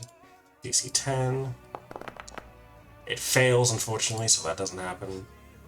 So Force Miss, that means next up is the... Let's have it go after this one right here, yeah.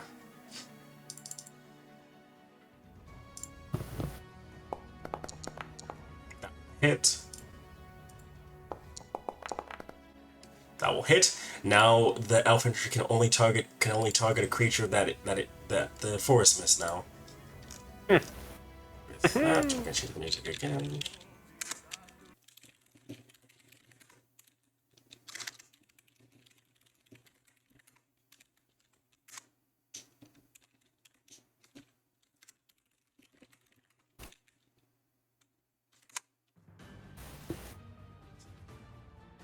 Alright. With that, it is now Orion's turn. He is going to activate. I think he only has 5 units left. 1, 2, 3, 4. Oh, okay, yeah. 5, 6. Okay, so he's gonna activate his. He's gonna have his elf infantry. He's gonna have it retreat. So command check. Attack of It will opportunity. succeed. Nope, and it will flee from the battlefield. Bruh. Actually, looking at it, yeah, actually, Orion's gonna call a general retreat. Capture the fucker. And you see him basically slam into Aelor, knocking him back, and he's gonna fire a lightning bolt into the air, and lightning's gonna come raining down on you guys. Yeah, remember we have lightning rods. I know. So that means he makes his attack with disadvantage. Obviously, it increases our AC. Go for Sherlock.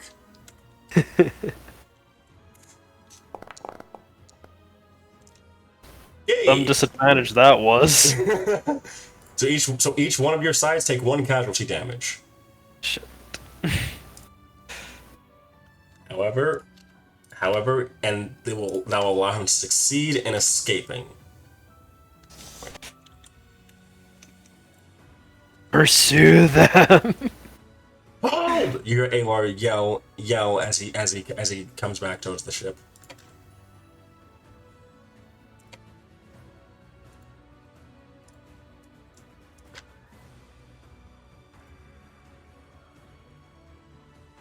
So we've done enough. We need to mend our wounds and keep sailing, he says as he lands back on the ship. You see him slightly tired as he lands. Okay. That was a bit tougher than I expected. Yeah, you put up a good light show. Thanks. How are things down here? Only one unit has suffered enough casualties to be disbanded. The rest have held and did what they were supposed to. Okay, bring the rest of them take the survivors and either replenish the unit or form them back into put them into a different unit. And someone get those ballistas out of here right now! Yeah.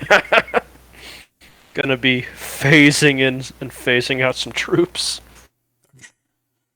Alright. Let's continue then. Mm-hmm.